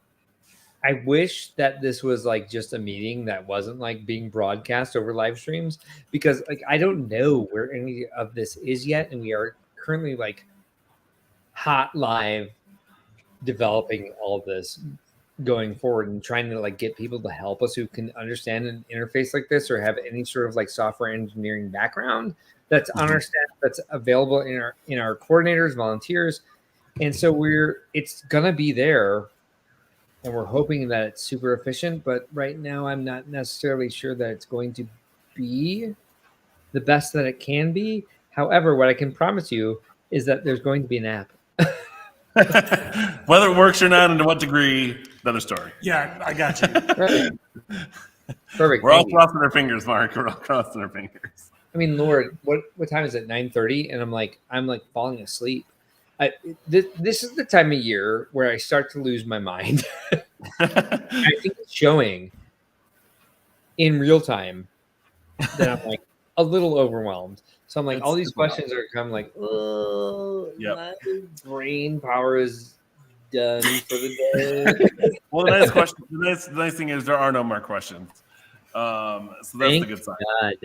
Yay! And of course, Mark is exhausted. He just got back from doing Brickworld Milwaukee and Brickworld Indianapolis not too long ago, and getting ready to set up everything else. So there's a lot going on with Brickworld, and of course, that's where I kind of try to step into, is just to try to help out and make things better. And for anybody who is, hello, what is going on with my focus here? It's probably that. Wow, it's not. Yeah, it'll take a second to try to read. Move your hand. It should be fine though. To create an event, just think about it as like the comedy show and the full concert would not be happening if we didn't just put in a request to do it. There might be people who are like, "What are you doing? You're crazy," but it's always worth a shot. You can always try it. It never hurts. And as Mark said, the more diversity of activities there are, and the more like unique things are, the more people are going to want to do it, especially once they hear that it's been done before. We had a great time in the comedy show last year. Immediately before the show was over, Mark's like, "Hey, so you're doing the comedy show again next year?" And I was like, "Duh." And honestly, like, you don't need to be as passionate or persistent or a combination of both as Ryan Linsner. If you have something that you know you're an expert on in the Lego community and you feel like I can talk about this for 45 minutes, just do it. Like, just bring it. And it will enhance the show more than you know. Even if only like 30 people show up. It's like you're creating an experience. That's what we're about. It's about the A-Fold community creating experiences for the A-Fold community. So, absolutely. Well, to that note, I think we're good. I don't know if anybody else has any questions or comments. Comments have stopped kind of flowing through the channels here. So I do want to thank everybody for joining us tonight. Of course, Crash hopping in late for season 3. We look forward to seeing you over at Brickworld Chicago, sir. And of course, make sure you guys use Crash23 as your promo code for buying your tickets. Help Crash out a little bit, and of course, you get to see him and ask all those more intimate questions about stuff. Of course, that year. Thank you to Miss Tacos, who had to leave early. She had to dip out. Mr. Jermaine, thank you, sir, for joining us again. Mr. Season 1. He's a veteran, of course, has been to Chicago a couple times already and is returning again this year. Ms. Dawn, who is going to be joining and returning back again this year as well, with Jack. You get to see both of them. Yep. What was that? Yep. With Jack. Jack will be there too. Yep. And my sister's coming from Seattle. So she was not on Lego Masters, but she's a builder coming from Seattle. There you go. And of course, Brendan, who was also there last year and is returning again for Chicago 2023 as well. He'll be there with his brother Greg. Of course, you can see those teams and many, many, many others at Brickworld Chicago 2023, June 14th through the 18th. Wednesday through Sunday, and of course those public days, Saturday and Sunday. You can get tickets at brickworld.com. If you have questions about tickets or anything else, let us know. You can reach me over at any of our Bricks and Minifigs pages, and of course you can reach Mark and the Brickworld staff over at the contact us at brickworld.com. They'll reach out to you and make sure that you have all of your questions answered. Rather, it's been late. I've been here since like 8 o'clock. Thank you. And then, of course, you guys can get those tickets that way. And if you guys ever have any questions, let us know. Thank you, Mark, for joining us tonight. I see you're cruising out of there. I'm so sorry. I was like, I'm rambling, but I'm like, yeah, that is where my brain is. Thank you for having me. Hopefully it was clear. I don't want to watch this back because I feel like I'd be like, what's wrong with you? Nothing's wrong with you. Nothing's wrong with you. So we're going to go ahead and call it there, guys. Thank you, everybody, for joining us tonight. And make sure you guys check out everything Brickworld at brickworld.com. Expos, conventions, all sorts of details on there. And, of course, the new Brickworld app is going to be available in June to help everybody through our convention this year. Thank you to everybody for joining us. We will see you guys later. Good night. Have a good night, everybody. Good night.